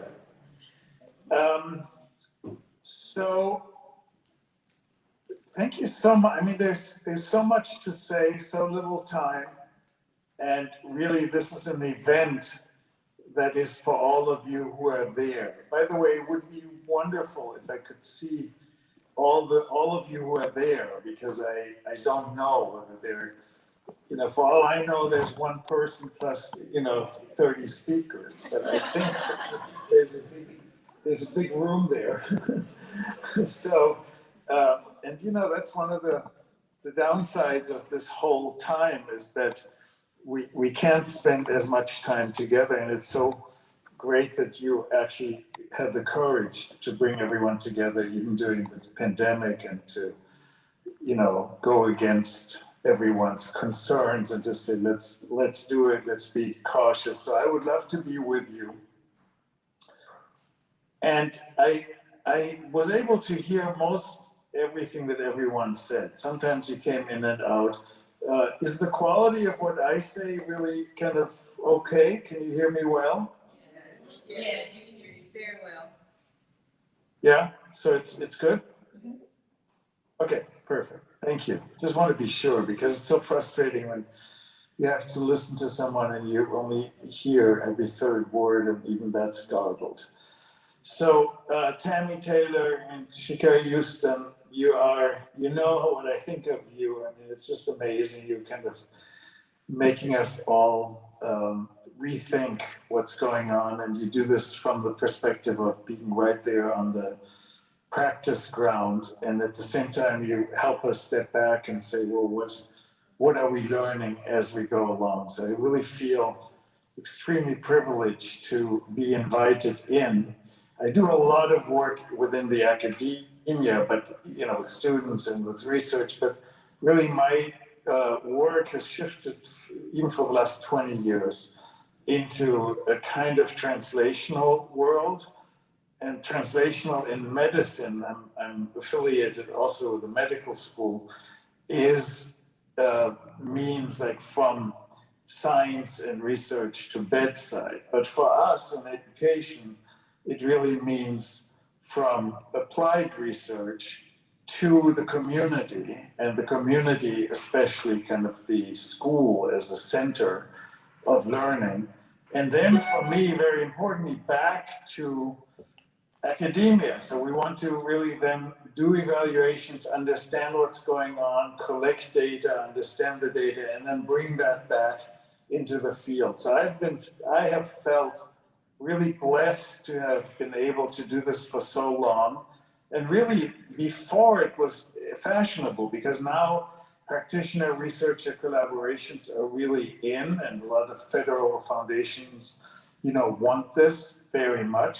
But it used to be kind of like a stepchild where people said, well, are you a real researcher if you're so practical? But for me, I think that really didn't matter so much. And for many of my colleagues who have probably assembled here today, it didn't matter so much. What I want to just share with you in the few minutes that I want to kind of take up time is that the way Tammy and Chika came together was around a book that I published really fast. I mean, I worked on it last year from Labor Day, from Memorial Day to Labor Day, when the pandemic really had struck. And I wanted to really work on, and this was before people were starting to talk about build back better. And I never quite understood what they meant. But I think I now understand, because it's an awkward choice of words, but I do understand it better now. I mean, because it is also the idea from resiliency that I wanted to apply to education. Resiliency is defined typically, when you look at dictionaries, as bouncing back. So you go your way, and adversity hits you, you get thrown off your path, you kind of get up again, you bounce back, you get back on your path, and that's it. And that's also the medical model. You have an illness, you go to a doctor, hopefully he or she has, remedies, you do them, and hopefully you recover. But I think within education and within the work that we all do, we need to have a much more advanced way of thinking about resiliency. I call this in the book, the book is called 10 Big Bets, Transforming Education During the Pandemic and Beyond. I call this developmental resiliency. In other words, adversity gives us a chance, if you wanted to build back better, to really actually move forward and use the adversity, the trauma, the difficulties, the stress, in order not just to bounce back, which is good. I'm not against that. That's actually really important, and often that's the best we can do. But in general, we can do better. We can actually move the needle because we have been decentered, because we have begun to see the world in a different way. And because we're already kind of sad and depressed and anxious, we might as well use that in order to figure out what can we do better and what can actually work better. And we try to experiment. So that's in essence, what I am suggesting. And I think that we in education, and when I just listen to you, I feel like all of you, it's like a symphony. It's like listening to all these different people playing, singing, playing an instrument, and you all contribute to that theme and that tune that we can actually keep optimism up, we can keep hope up, because we are actually on a journey, on a path. So the book starts with a chapter on hope. So I take kind of a psychological point of view to say, well, we are called upon to actually keep up hope, which, education without hope doesn't work. Like, if we don't believe in the future, and we don't believe in the future of the students, and we don't believe in the capacities of our teachers, I mean, how can we actually say we're educated? Because education means that we think the world is going to continue and that there's a place for all of our students in the future world. So that's a part of this. And then I think the other themes that I feel are so important right now is engagement. How do we really engage students? Because there's a lot of pressure that I think all of us will feel and already are feeling to get the students back to a place where they don't lose so much of the content knowledge.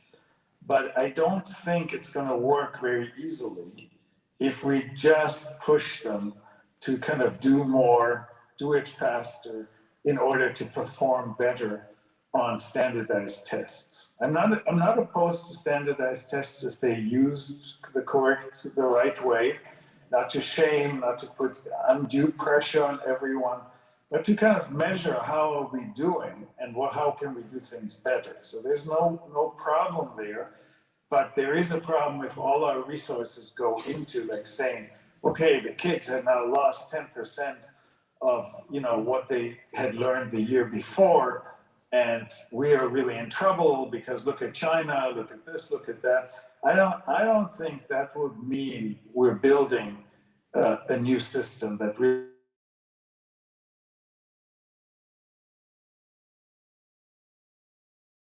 themselves and under a lot of hardship for the last 18 months.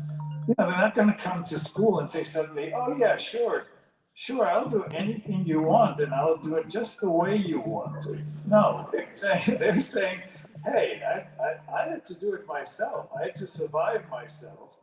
And the teachers the same way. I had to work from home. I had to take care of all my kids in the same moment that I had to also take care of my class.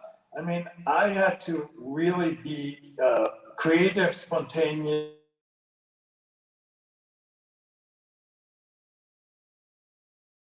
a community again. So that's part of what I'm saying. And I want to end just with one other issue, because it was mentioned, the doctor of the mind. That kind of reminded me. I love that phrase that was used. And also in general, what you said about mental health. One of the chapters that I wrote about, and I am by training, both a teacher, but really a clinical psychologist, a psychotherapist, and really interested in broad systems for schools and school districts about how to handle what was already before the pandemic, an epidemic of mental health. But now we have a surge of mental health issues. So in our own research, what we found was that about 20% of students under normal conditions have mental health disorders. In and out, but they have, like, anytime you are in front of your student in your schools, you can know that 15 to 20%, more like 20%, have diagnosable disorders from anxiety, ADD, conduct issues, et cetera, et cetera. That's clinical, not subclinical, clinical. Now, when we looked at all the disorders at times of real stress, like big, depression, Great Recession, the first pandemic, the Spanish flu, what we found is that the rates go up by from about 20% to 30%. That's a very conservative amount, because everyone has been traumatized. Everyone has ACEs, but that doesn't mean that everyone has a disorder, psychological disorder. But that means that we have to now create systems for 30% of your students that will need some form of extra support. And I'm not saying they all need psychotherapy, but they all need extra support. If you now add in your teachers and your administrators, they also, a lot of them had so much hardship that they have psychological issues and problems. Probably everyone, but again, not everyone has a psychological disorder. So when you put all that together, I think what we have to do, because what's the solution here? We don't have enough clinicians. I think the solution is, and that's what I lay out in the book, the solution is to really bring in the community and lots of services also that are available outside the school, because we can't just do it all within the school, to actually go upstream. And that's where you get into the multi-systemic, multi-tier system. So we, in this organization that I started, PAIR, called PAIR, Partnerships in Education and Resiliency, that is located at Harvard, what we have done is to really develop, especially for tier 2, groups that, and manuals and ways to run groups so that you can serve more kids. You can do it before they get to a clinical level, but they're already showing some issues. And that's very important right now. And then at the first tier, tier 1, I think we have to really get advisories going, and we have to do it in a way that we become clearer, not just what are the problems, but what are the strengths, the skills, the socio-emotional abilities and competencies that are needed right now. And I would love to have another hour specific ideas, but we are starting this collaboration that we have begun. Today is actually the kickoff for us, for my team and me, with Tammy and Shika, to really begin to see, can we work together? Can we support your work in really meaningful ways? Because we don't have all the solutions to everything, for sure not, and that's why we need to work together. But we do have a lot of thoughts and a lot of created materials and services that could be helpful as you think through everything from whole school to individualized supports for students who really are greatly suffering. Thank you so much, and really, I hope you have a great time. I'm going to be with you again tonight for half an hour, so we can continue the dialogue. Thank you, Neil. We appreciate you being with us, your insights. Thank you so much. Yes, we appreciate Dr. Nome is going to join us on the collaborative tonight. We relaunched, and we're going to do it on site tonight. We also wanted to share, we didn't share this, but they received a grant.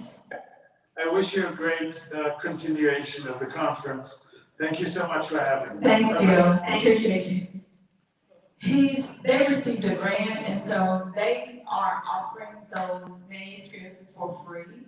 So if you're interested in getting a copy of the 10 Big Bets, you just let us know and we'll get that out to you guys. This has been great. We're so humbled to have had you all to have joined us. My school's theme this year was on reflection, because that's a big part of what we have to do, be reflective. And I had each one of them to start with the man in the mirror, because that's what I've encouraged them to do.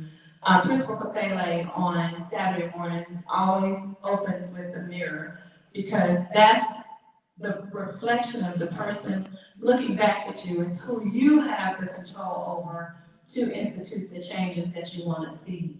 So we have embraced that at the school. We took it a step farther, and we were also looking at microscopically at what does this mean for us? What can we do? Like, what can we do as grade level teams? What can we do to make, of course, we're trying to make our school better. And then we did the binocular view, because our school is a part of the Chester County School District. So we want to pull our weight because we want to impact the way that the district is viewed. What Sheikah and I want to issue today before you guys leave is this challenge. You're going to receive a mirror on your way out the door. Well, actually, they'll probably bring them around to you. But we want you to take that mirror with you because we want you to leave reflectively today.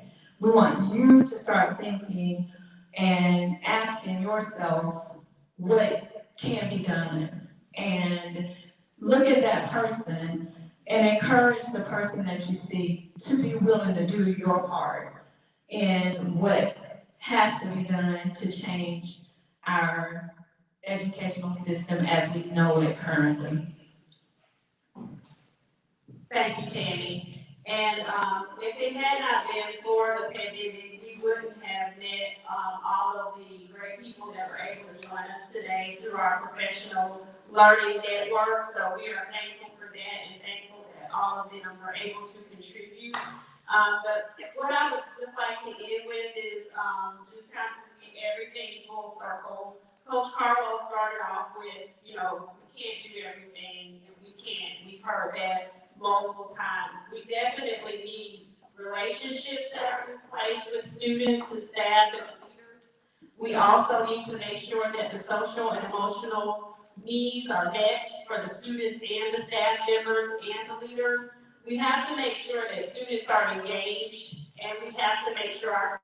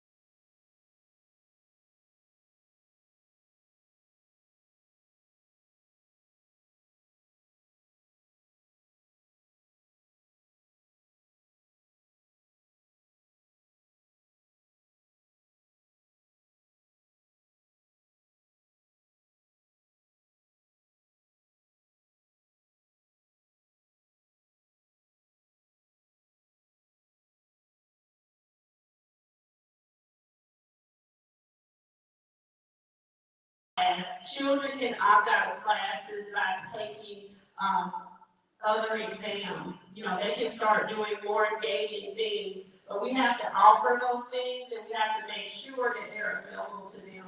So we're hoping that this resiliency conference turns into something where educators are encouraged to think outside the box, to do things differently, and to really meet the needs of children. And we're also wanting to make sure the needs of our educators are met. So thank you all so much for joining us. We appreciate you, and we apologize for going over. Tammy said I'm long-winded, but it's really hard. Thank you, and make sure you all take your survey. There's a little barcode just to give us some feedback on the conference. We went over time. We'll get bad marks on that. There's a link to the website, and also if you would like to reserve your copy of it, doesn't have to be lonely at the top. We wanted to make sure that our story is out, not to put anyone on blast, but sometimes people don't do better because they don't know that they need to do better. So if more people start telling their stories, people understand that things need to be done differently, and shifts and changes will happen. So thank you all again for being with us, and thank you to our staff for helping us today. Thank you. Yes. Thank you all. Yes, and guys, we from 3 till 6, we're going to have a drop-in, so you don't have to hurry away if you want to just mingle, that's fine in that work. But if you would, please make sure that you do post something in the garage before you go, because we are planning on doing something with those spots. And also, if you do any videos or pictures, tag us in them so we can see them, just to spread the word about the conference and what we're trying to do, bringing people together. So thank you all so much. Thank you for being here. Thank you, guys.